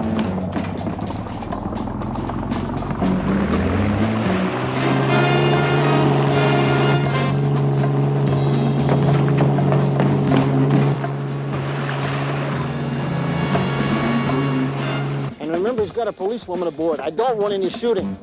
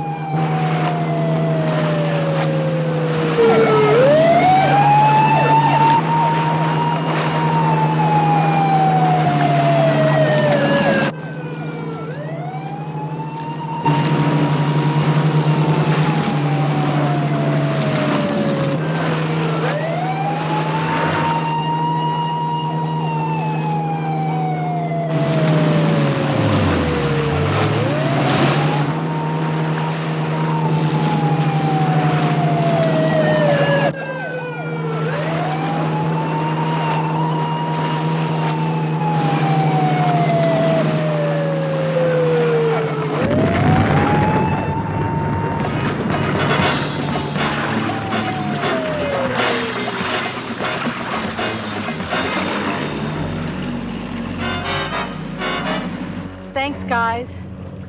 You okay? Oh, I'm freezing. Yeah, I'll get you a hot buttered rum. Oh, good. Anything that's hot. I look a mess. You look great to me. Kind of pretty close, weren't you? Out there? No, in the restaurant. Kind of pretty close. Yeah, that's the last time I played percentages, Bill. Till the next time, Pepper. Till the next time.